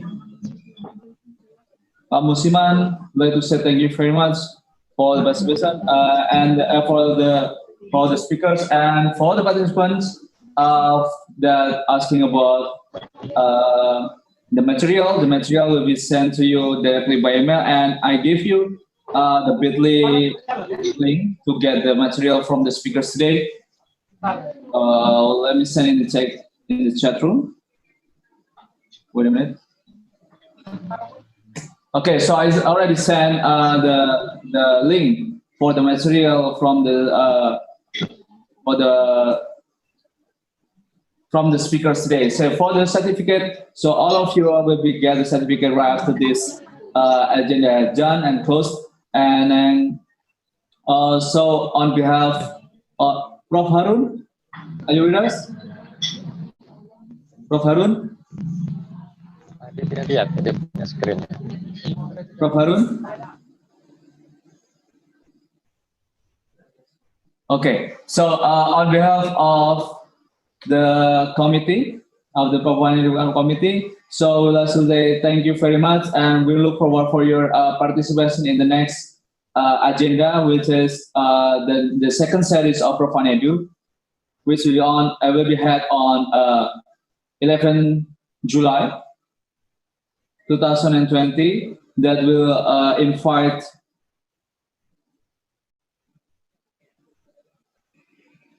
nice speakers, inshallah. And there's Prof. Amra Sabit Arayas from Columbia University, USA, Prof. Warsito at the Education and Cultural Attendant and Attaché, sorry, the Education and Cultural Attaché France, and Bapak Erwin Akib, the Dean of Faculty of Education and Teacher Training of Universitas Muhammadiyah Makassar, Pak Dr. Desvian Bandarsyah,